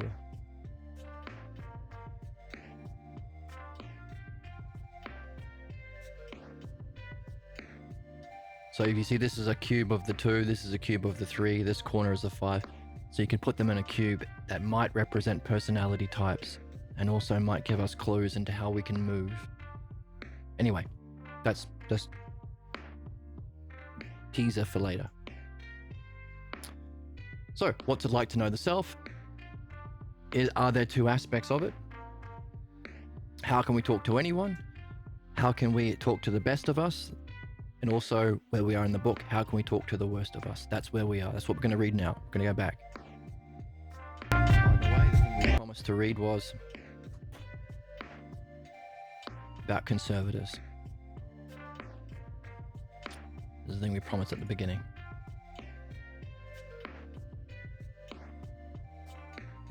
Okay, so that map therefore gives us the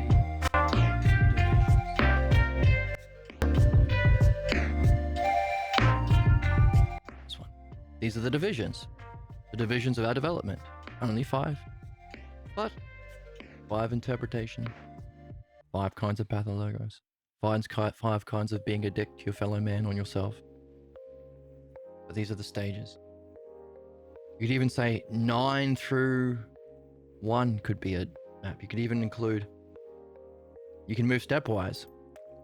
Nihilist to materialist. You can move that way. Or you can move across. That's the cube. So 5, or if you want to expand it, 10 stages of the map. Now that we have those stages, we can make sense, go back a little bit back into the book to make sense of what we read earlier with these stages in mind. That's part of reading, sewing it all together. I'm out of coffee. Be right back, and that's what we'll unpause. There we go. So we have the map of our soul's development. Done a lot of good work. Hooray for everyone who's been following along. To you, I say. Everybody should love sluts. I love sluts. You should also love sluts.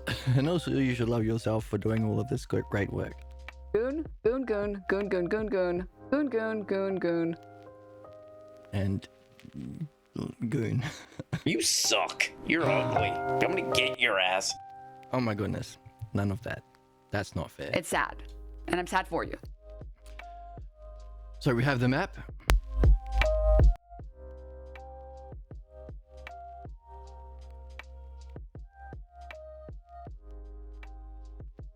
Allowing us to rank different people based on their soul's development. Not as an excuse to hurt the people lower, as fascists would do, but as a way of understanding where we're at so we can actually relate most providentially, beneficially, intelligently, and caringly towards them. Sounds good? My new light was supposed to be acting differently. So, with those stages, we can go back to the book.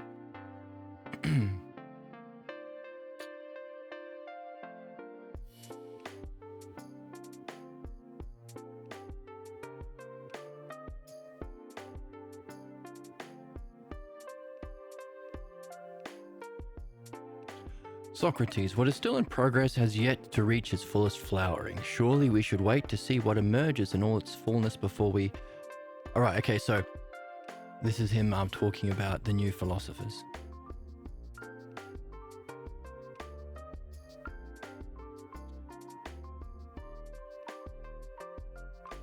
Each of these divisions represents stages of man's development. So they can each be called state or states of mind. So stage of development, states of mind in that map we've got. Sock. Yes, it's true that there is and always has been a fear among those in lower divisions towards those in the higher, and most so towards the highest. I don't think we can challenge that after seeing what we went through.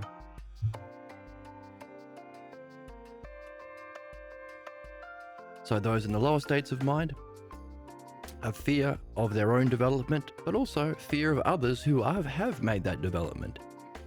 Interesting. And of course, both Socrates and Jesus, who had reached higher states of development, were killed by those in the lower. Which is interesting because we don't kill the greatest surgeons. We don't kill our greatest basketball players. We give them millions and millions of dollars to do what they do well. Why is it we're not applying this to politics, spirituality, and economy? Is that what keeps us remaining savages? What you are stressing, says Jesus, you are stressing that what is behind man's struggles to flourish and survive is simply a struggle over what state of mind will flourish and what will not. You understand all this as a kind of war for and against certain states of mind. The consequences of this struggle, you say, play them out within the family, within the city, and within the cosmos. So the family, easy to see, your relationships, your family relationships, and how they play out in your adult relationships. The city, the genocides and the capitalism and the exploitation that we're facing. And the cosmos. Humanity has a role within a greater cosmos that we are here to awaken to. Socrates, true, and add that each of these states of mind have an image that attracts some and repels others. The struggle between them underlies the structure of society. And it plays itself out within each soul. As above, so below. Each of these players in their divisions finds a way to justify their position and vindicate their actions. So we're talking about the veneration of our personal problems or our personal pathologos, because God promised us genocide. In religion, the law says we can do crimes. Because law. I get to abuse my workers because I'm rich. Debate bullshit, debate bro stuff. Debate weirdo. Justify your positions and vindicate your actions. As a result, there is a conflict or war between these states of mind and images, as to which shall be the dominant image of man. Dominant. You sick fuck. As each gains and loses power, so society is transformed. So as each gains and loses power, so society is transformed. With the introduction of a new idea, these forces align themselves for and against each other. For and against one another. So a new idea, we go through those stages of interpretation, and as a city, we align. Who is going to fight against the socialists that will try and take away our Epstein money? As the billionaire capitalists. A new idea coming into society may upset the power structure and stability of the lives of many. With change comes a loss of the advantages that have been derived from the understanding of the old. Learning and mastering how to take advantage of such changes directly affects the positions of honor and power within systems of society. So if this is the system we need, you better be learning philosophy. But also for your soul. Mostly for your soul. So taking advantage of these changes affects your positions of honor and power within systems of society and within the soul. There you go. For benefits are distributed according to positions of power. A sense of stability comes with identifying with a system, so that when challenged, it may be defended furiously. Power holders always defend the status quo. Even establishment left-wingers.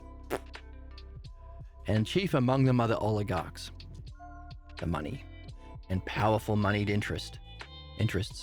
If a new idea gains power, it threatens the stability of the power holders. Jesus says, the most ancient of truths are always new to those loyal to an interpretation of the old. Every interpretation is an attempt to save the old and preserve some advantage. What is new is often only new to those in whom their vision is blocked. So we have our problems because we think we need and we benefit from them.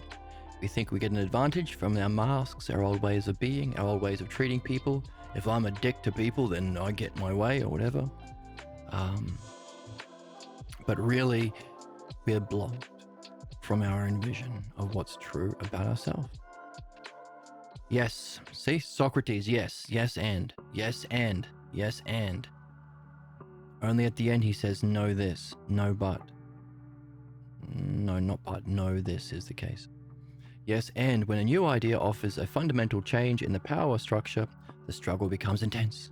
When the new idea argues that its truth overcomes past privilege, then the struggle becomes a life and death issue. So we see those who are operating systems of oppression because of the profits and power and honor they get, capitalists, conservatives, and clergy, they will fight life and death to defend their privilege against their own benefit and the benefit of our species within the cosmos. So in other words, the humanness. It's not a matter of just progressing. We have to understand the human condition is a violent, primitive, savage loyalty to our clan beliefs, and that might shed light on our position within the cosmos. Because of the asteroid that hit and wiped out the greater predators, the human species was able to evolve apparently relatively fast to compared to the evolution of other species. Meaning, well, fast evolution, we are still carrying our savage, primitive ways of thinking while also having evolved cognitively. Now, there are different people who have different theories about that. The stoned ape theory. I don't want to eat a monkey. Of how we had were able to participate in greater intelligence through psychedelic mushrooms and things that entered our diet in certain stages of evolution. But however it happened, well, fundamentally the asteroid, we have a savage loyalty to our own ignorance and development. A species who have evolved to our current level through greater time would be more rational. We wouldn't allow conservatives to exist that are actively harming people and trying to bring the destruction of our species.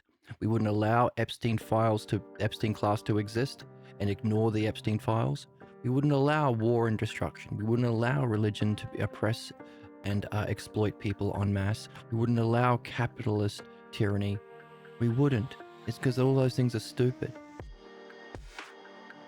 But the fact that we do have a primitive, savage, violent, zombie-like loyalty to the ignorances that we've carried through our whole evolution does mean that they are still present.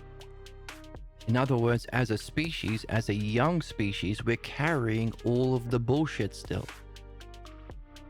Meaning, we have an opportunity to address so many specific clan, loyalty, belief systems that try and defend their past apparent privilege at the expense of development. In other words, our purpose as a species could be to address every kind of pathologos. We could become master midwives within the cosmos. Our whole education system, because it's very, very, very fucking easy to have a utopia. It's not complicated. There are no hidden struggles. It's just how can we rationally distribute the resources in a renewable, efficient way to meet all human material needs, material conditions, needs, freeing us from sacrificing our life for survival. The only thing in the way is these billionaires like being billionaires because of their sickness. That's it. Anyone who says, oh, utopia is a pipe dream, what the fuck do you know? You can't imagine it, so you think it's impossible? Who told you don't seek excellence? That's a sickness. That's a block to excellence. very, very simple. The issue is the only thing standing in the way is the human problem, which is a loyalty to our own injustice. Tomorrow we could make a utopia. No more war, suffering, poverty, homelessness. Tomorrow. Today we could do it. It's so fucking easy. The only difficulty is, because of our quick evolution, we are savagely, stupidly loyal to our own ignorance and injustice, because it's tied to our family clan way of being, and it's tied to our images of our loved ones that play the tribe leader role, the king priests of our house. Not my mother, she was a saint. Not my religion, my dad knows everything. That's it. That's it. It's just that simple. And that's what we're reading. When a new idea argues its truth overcomes past privilege, then the struggle becomes a life and death issue. Behind it is the fear of the mind. The possibility that a rational order is superior to all other claims forces a re-examination of the entire culture. So we're carrying our culture, we're carrying our tribal beliefs because of our loyalty. So everything I said, why is it so easy to create a utopia? Just a rational sentence. Hey, do we all have human needs? Yep. Do we need the resources to match them? Yep. Can we free technology up from the war machine only and just share technology, not have it patented by billionaires or military companies? Yep. So match the technology freely to match the human resources with human needs in the most efficient, renewable, sustainable way. Bing, bang, boom, one sentence, completely rational. However, my culture says I want to hurt people. It makes me feel like a Jew. I want to hurt people. It makes me feel like a Catholic. I want to hurt people. It makes me feel like a tough man. Yes, we're dropping bombs, says the Israeli and American Department of War. That's cool. It's violence, explosions. We're tough guys. Pass the cocaine. We're tough guys. See? Fucking stupidity, but it's part of their Epstein culture. That's it. But the fact that we are still carrying our savage, ignorant ignorant beliefs, clan beliefs, because of this fervent loyalty, might mean we have all of these possibilities, all of these gifts on the table for us to become master dialecticians. As a race, as our entry into a greater cosmos, with greater intelligent beings.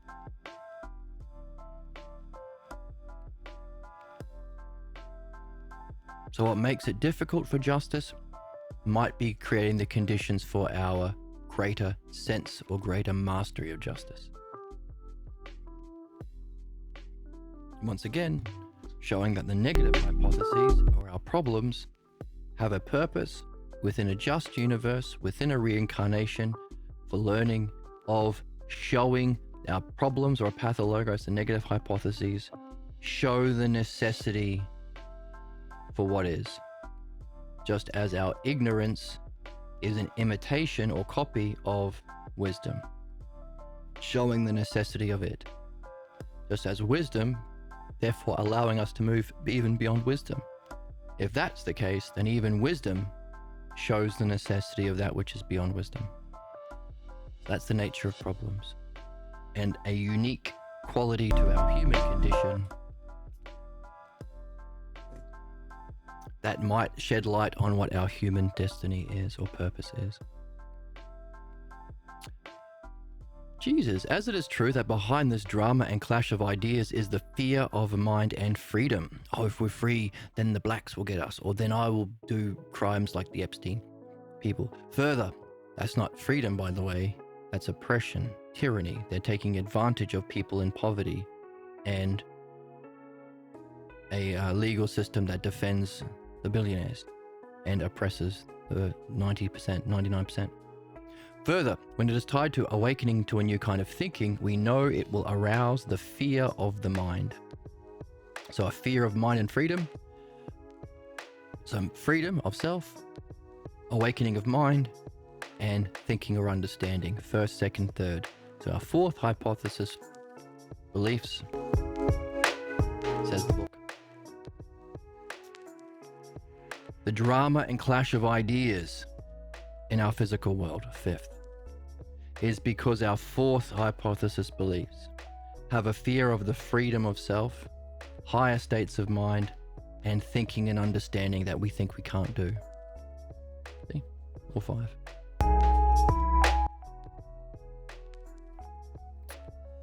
Behind that fear is that the new forms of order and understanding demand a difficult retraining and adjustment.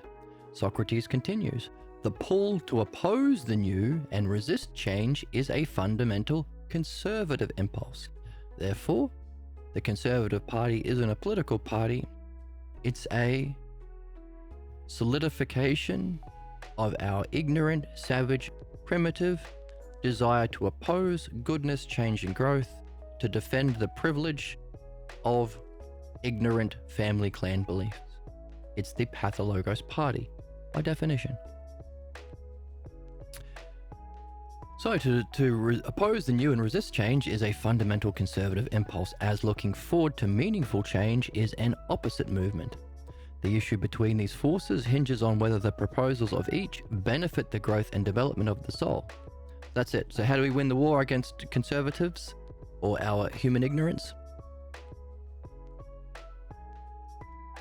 What creates the growth and development of the soul? That's our standard. What makes one medical theory better? It creates the growth and development of the body. Mechanical theory, the engine. Us, the soul. When it can be demonstrated that only one is true, it's not just whatever you want will work, it's not just make 'em up bullshit, belief, and reflects a higher truth, then the issue becomes critical. So, true and reflects the principles of a higher truth. In the struggle over truth, it becomes necessary to say which of these is closest to revealing and making intelligible the truth of the ideas being contested. Where can one confirm what we have explored through a reasoning through words and appealing to the kind of experience that comes along with an encounter with intelligence? Balloons. I would scoop the moon in a cup for you. We would scoop the moon in a cup for those who are able to refer to the second hypothesis, paradigm, and reason through words third. Brings us back to why the sixth hypothesis problem people are the better class of problem and the better class of person. So, conserving our false beliefs is the fourth, due to a fear of thinking, understanding, and learning, a fear of mind, and a fear of freedom of self. That's their own ignorance. Instead of doing the work, they want to act out their ignorant suffering. We have social media now. We know that these billionaires are weird, stupid idiots. Get the fuck out! We should get the fuck You out. just attacked my person. You just harmed my body. Sorry about that. Freaks. They're not intelligent. They're not clever. They're not the propaganda. They are the job creators. They are the innovators. They are better. They are closer to God and you are closer to dirt. Bullshit that to justify kings and billionaires is bullshit. We know this. They are the stupidest and the cruelest. So that's what is currently causing death and destruction of our world. Fourth hypothesis, conservative of beliefs, be that religion or conservatives or billionaires.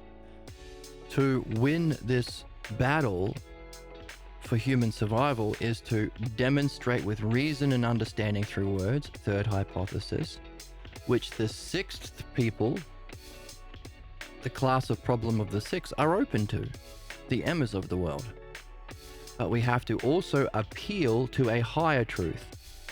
It's not just reason through words, it's also appealing to the kind of experience that comes along with an encounter of direct encounter with intelligence. That's why the Emmas are not going to be able to win until they address the nature of their own pathologos problem. They have to do both. And by the way, the better they can experience and understand that paradigm of truth and justice, of direct intelligence, the better their reasoning through words becomes. It's a win-win. You actually are too stupid to interact with the rest of the world. You should literally be in a labor camp for the rest of your life. You should be in the mines for the rest of your life. You should lose the right to vote because you're such a fucking idiot. That's what we say to the fourth people. What I meant to say is this. Win, win, win, win, win. It's a win-win-win. It's a win-win-win. It's a win-win-win. It's a win-win-win-win-win. It's a win-win. So they win by having that encounter with intelligence, and that has to be part of how we prove what helps the development of the soul.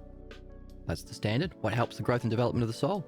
Is it oppression and war and billionaires killing people for fun and profit? Or is it this, the logos? Rational way of being, in harmony with the intelligence and principles of reason itself. So it's not just reasoning through words, it's appealing to direct intelligence, and the best people in the world who are rational, sixth, have to address their pathologos so they can be open to that experience of pure intelligence and use it as a paradigm. That's their problem. So they are the best, but they're not good enough yet. Says the map. Says the book.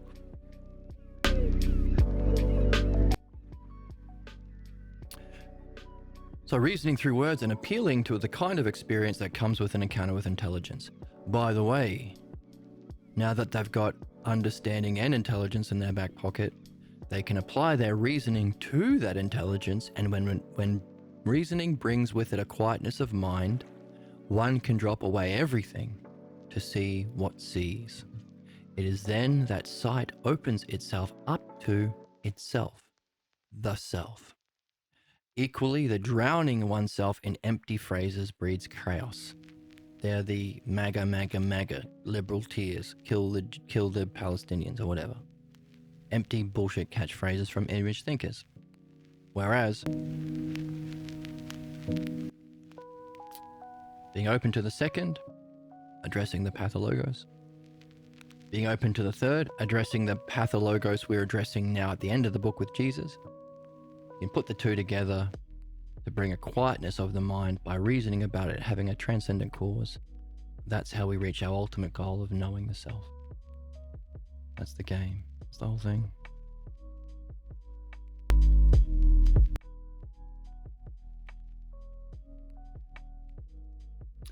Yes, says Jesus to that. And much more needs to be said. Behind the fear of the mind lies another threat.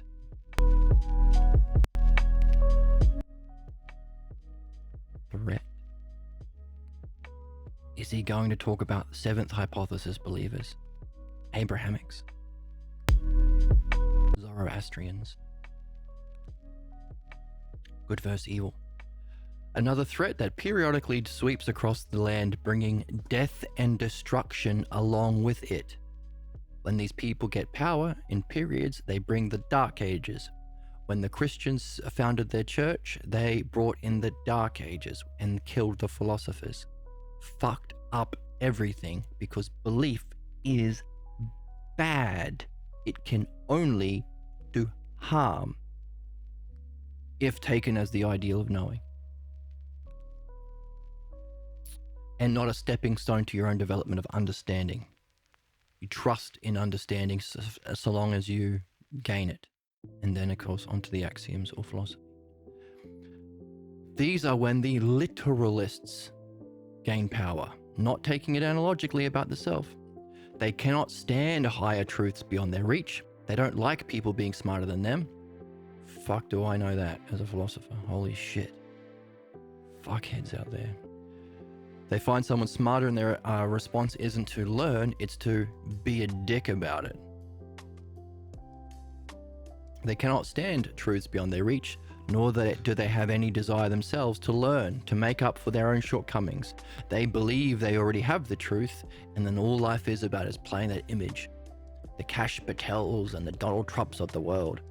They believe they already have the truth and will destroy whatever stands in their way. bringing death and destruction along with it. The religious, the conservatives, the capitalists, the pathologos.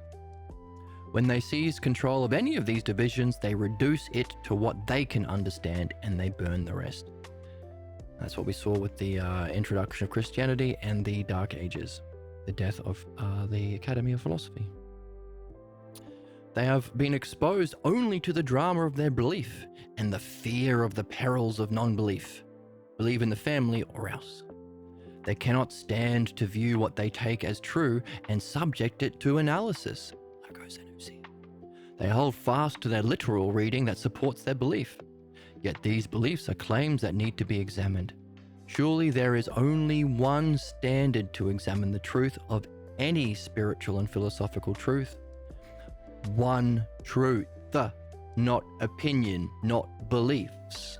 Not allow any old shit, spammer in chat. This guy has found something beyond slop. That's you. It's a rug pull. You're doing it right. This guy's doing something worse than slop with AI. This is like sludge. Sludge. Like literally suck my dick, dude. No, not even. They were. This guy has found something beyond slop. It's a rug pull. They're a weirdo. You're a weirdo. There's only one standard to examine the truth of any spiritual and philosophical truth. Whatever claim is being made as true has to be demonstrated by reason, reflection. There's our logos or understanding. Third hypothesis. Confirmation and experience. There's our ousia. There's our whole part and whole. There's our second hypothesis. By those whose primary interest is the love of wisdom, balanced by their experience of the intelligence. So, there's only one standard for truth if we're going to win the war for our own survival of our soul and development, or as within our city or species. It's reason, reflection through words, confirmed and direct experience, third and second, whose primary interest is the love of wisdom. Those two things together are wisdom. If you're not interested in that, you're interested in defending your physical privilege or your clan loyalty, then fuck off. You're out of the game. So then we say... Wrong.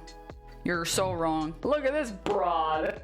We say, look at this. Hey, you can't say that to her. You show her some respect. Sorry, I apologize. Dumbass. Okay. Freaks. So, so that's how we demonstrate truth. Second and third, reason, reflection through words, confirmed and direct experience by those who actually are seeking wisdom, not seeking honor, not seeking money, not seeking fame, not seeking personal privilege, seeking wisdom, balanced by their own direct experience of the intelligence. That's why for these best people in the sixth, you have to make them open to this experience of intelligence itself so they know what the hell we're talking about. And, of course, that's where the fun is. It's bliss. So that's how we put an end to the death and destruction sweeping across the world by those who claim to know the truth are not stopped. No. Reason through words, confirmed in experience, by only those seeking wisdom, not power over others, balanced by your own direct experience of the intelligence. And if you can use that to demonstrate this only benefits the growth and development of the soul and not your fucking pocketbook, only then can you have power or rulership. By the way, those people who are seeking wisdom don't want it. So those seeking that power will have to look carefully at why. While making, as we give millions of dollars to doctors for doing the best surgery, the best doctors, the best basketball players, so too for the best philosophers we should give billions of dollars. I don't think we'll have to, because I think they'd rather live in a utopia, but that's what we should be doing. True, says Jesus, and the way we have been exploring ideas would be a good model for that very task. Our way of proceeding through these divisions has made the task simpler and clarified much as we went along.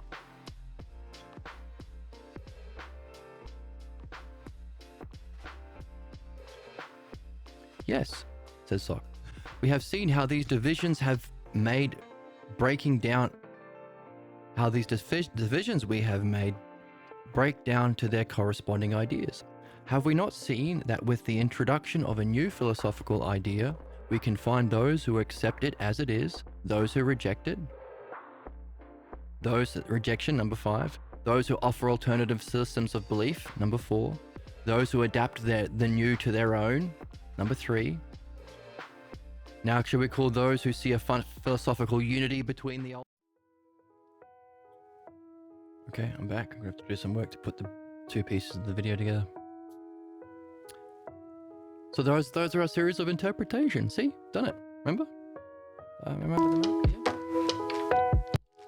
5 eye, 4 eye, 3 eye, 2 eye, 1 eye. So after all the work, we can go back and read it, but now we're reading in a new way because of the work we've done. That's reading, Apollo, and reflection. That's the method of reading. Now, these are the ones who... So the ones who try and unify the two are the ones who could see behind the parables a logos that unfolds the intelligible. So they're trying to save. Maybe there's an analogical way that we can see the logos even in whatever belief I grew up with. Then we could say these divisions are phases of one's search of meaning, for meaning. These conclusions need to be verified in one's own experience. There's our confirmation and experience, and contemplated as the unfolding of the logos. There it is. It's only 2 things, baby. Ousia and logos, experience and understanding.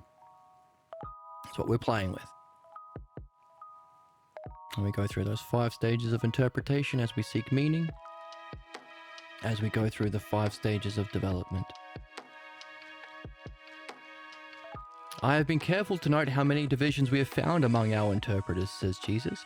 If I'm correct, would you agree that there are 10 divisions in the class of interpreters? Would you agree? Yes, I'd agree. We've only got 5. What's going on? Is it likely that these are all the possible members? And would you say this means that any time a new idea comes into society that already has a different or opposing set of ideas, then these are the ways interpreters will react to the new idea. Any new idea, you're gonna have classes of every one of those 5. We'll have to gather them together and see how each relates to one another and to the whole. It's what we've been doing. Hooray for us. Hooray. I just had an idea that I would like to ask you about. What would you say if someone came up to you and asked simply, what is the mark of interpretation? And then he goes on to say, the singular mark of interpretation is to say that it assumes that whatever you are looking at needs to be interpreted. It can't stand alone. It can't be understood in itself. So you have to add something or subtract something. If you cannot stay within the work, then it needs interpretation. But there you are, introducing your own beliefs because you don't think it's good enough. If a work is complete, nothing needs to be added to it. It stands alone as a self-sufficient, intelligible work worthy of challenging man to comprehend on its own terms. That is a true and noble work. That's what we're reading. Pierre Grimes, Socrates, Homer. That's pretty much it. That's why this book is such a fucking masterpiece. It's self-sufficient, it's intelligible, it challenges us in the highest possible way to comprehend it in its own terms. That's why we've been spending 170 something episodes on it. It's a true and noble work.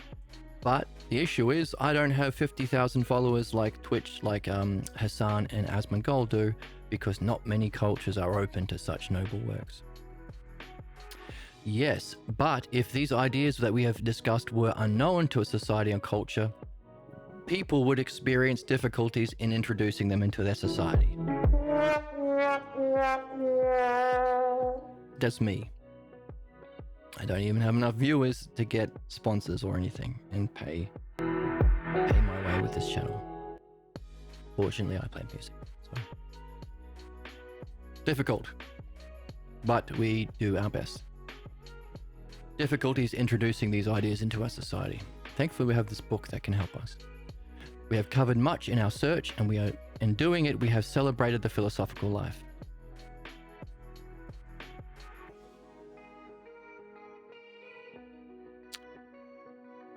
The final stage is not in the realm of experience, it transcends experience. That is likely to upset the many. By the way, there's one more idea. I'm hesitant to add it in because you have to be at a high level of intelligence, otherwise you'll reject it. That is analogy, or as above, so below. And there we are. That's where we are in the text. So, taking all the work, bringing it back. Now, he did say there are 10 methods of interpretation. We've only got 5. Now, we've seen that there are those that reject, like Paul, that reject everything Jesus said. But we've seen rejectors of the rejectors. We've seen Mark, who rejects that of Paul. So, just as we have the 5 stages of our development and the 5 positive hypotheses, we have a possible rejection of each one of them.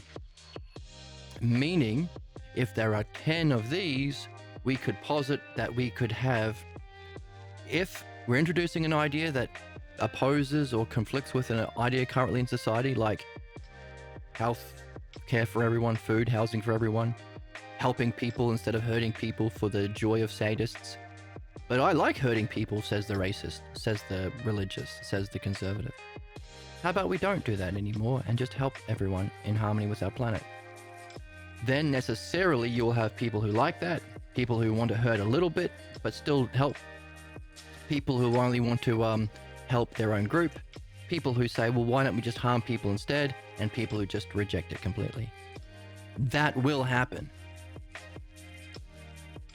But then you can have people who say, it's bad to do any one of those. It's bad to ignore it. It's bad to offer an alternative instead. It's bad to only take a piece. It's bad to try and keep the... So that's interesting, because what we've seen is these negative hypotheses have a function as the kinds of human problems, the classes of human problems, but they have a higher purpose to show the necessity of the positive that will free you up for your development.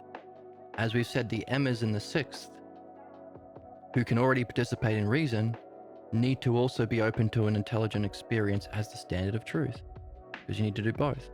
Appeal to the direct experience of intelligence as the standard and reason through words. So long as you love wisdom,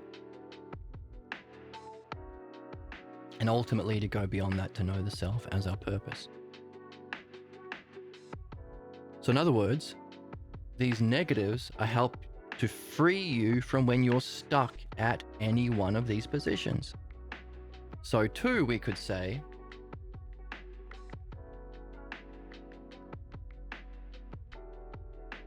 would that mean, remember analogy, as above, so below, terms change, relations stay the same? Could we say that equally, there could be a, whoops.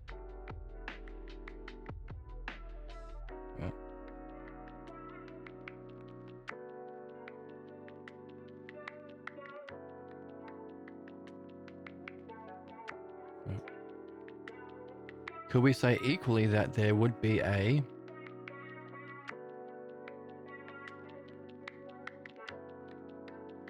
rejector of that?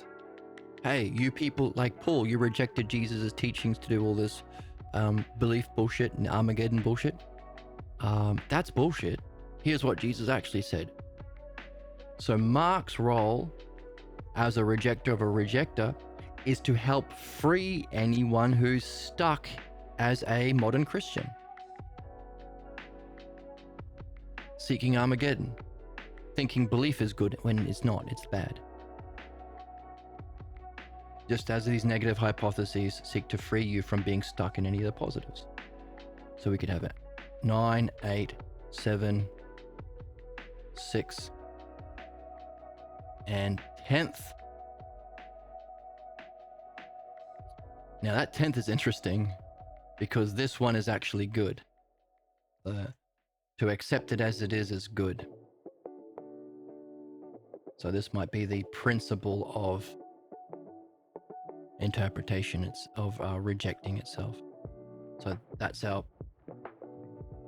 possibility for these. So that would be for our second reading. If you were to go through the book again, we could find all of the people and see which of those they fit in as we go through it. But in principle, you could have these 10, the rejectors of each of them. Because we have been saying the word rejector.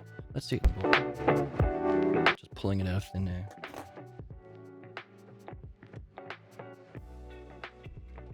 Reject.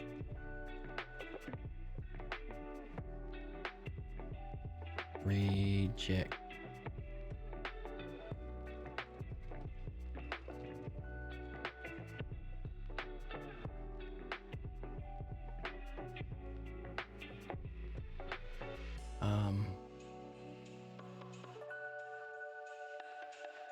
Here we go. There's a gospel who rejects Paul. So there is an example in the book of people who reject.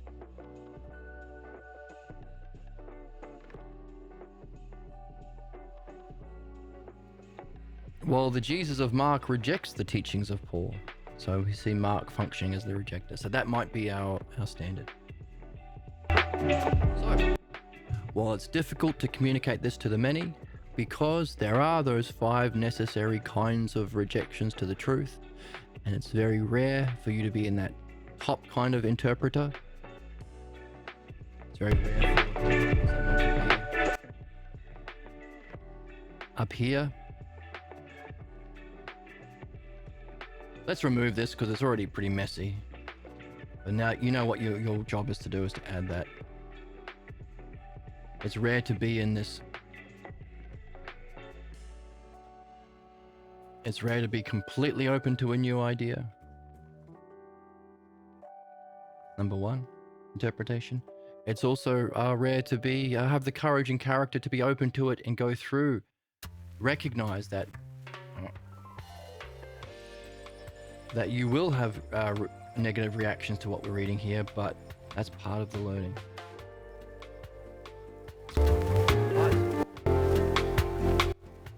We can understand why I'm not famous like Asmongold and Hassan Piker on Twitch. Maybe that's good, considering the higher you're up through the stage of developments, the more likely you are to trigger the anger and the hostility and the fear of the ignorant.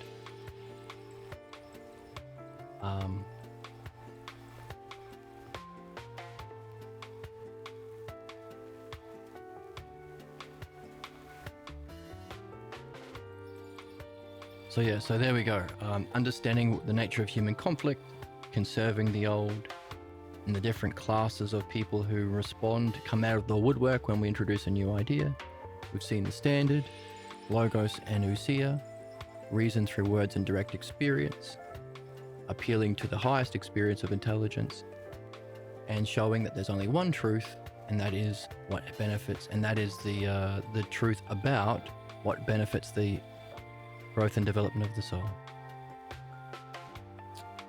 People will go through their interpretation because it takes work, takes play to learn how to read without interpretation, as we've been doing here.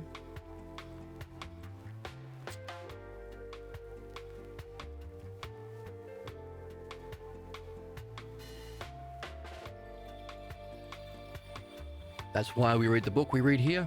It's self-sufficient, intelligible, a true and noble work that will challenge us in our psychic and spiritual development, our philosophical development. But if these ideas are unknown, as they currently are, we will have difficulty introducing them into the world, but we do our best anyway. But in doing that, in trying to introduce it, we have celebrated the philosophical life. So for us, I'm joy maxing, okay? And if I aura mog you because I'm joy maxing so hard, That just sounds like your cortisol levels are spiking for no reason. we're joy maxing because we are Cool as a cuke. cool as a cuke. And we say, where's the joy? Where's the whimsy? Where's the childlike wonder, dude? so hopefully we have all I think it's so awesome. It is awesome. So, celebrating the philosophical life. Whether or not we can be successful in introducing these ideas into our society to create a utopia, which isn't hard, isn't complicated, doesn't have all the risks. Simply by understanding this is the model of truth, we have to also address the interpretations that surface as counterattacks, because that's our job. Our job is as dialecticians to master the self-logos, and doing so address the pathologos. We can recognize our unique position as a human species. The fact that it is so difficult because of our evolutionary conditions. We are a young species who have awoken to a high level of cognition. We are still carrying our savage primitive loyalty to our problems, meaning we are carrying all of our Nazi shit, we're carrying all our sexist shit, we're carrying all of our Jewish shit, we're carrying all of our Mormon shit from caveman days, meaning we have so much to work on. We can put an end to all family clan beliefs that oppose truth, goodness, and development, and become master dialecticians that can have a role within a greater cosmos. So we're in a unique condition of complete savagery. No other species have the level of savagery towards themselves as we do, but the conditions for great sageness, great excellence, that's our species. That's also us as individuals. So while only a few people might be interested in this reading and this channel, we can do what we need to do in our development and benefit in our own lives, our relationships, and in our reincarnations, most importantly. So, celebrating the fun and joy and wonder of learning, understanding, development, solving problems, and hey, maybe running into some of the good people out there to share this fun quest with, if you're lucky. On that note, next time we'll take all of this back. We're seeing the full scope, the full map, the full significance, and our questions we're carrying it with us about what it means to know the self and if there's two parts, but also the stakes. We're going to be reading Socrates talking to Jesus in the seventh hypothesis and realize, hey, this is the ultimate standard. Can you even talk to the worst kind of problem, seventh hypothesis, as Socrates is with Jesus? That's the stakes of the end of the book. We're almost finished the book. But now we can appreciate the brilliance of its conclusion and see how it's so personally significant for you. Don't you want to be a master dialect? Don't you want to be able to overcome your worst problems? That's what we're learning. Sound exciting? Hope to see you then. See you in the next one. And the button that never worked. I said, see you in the next one.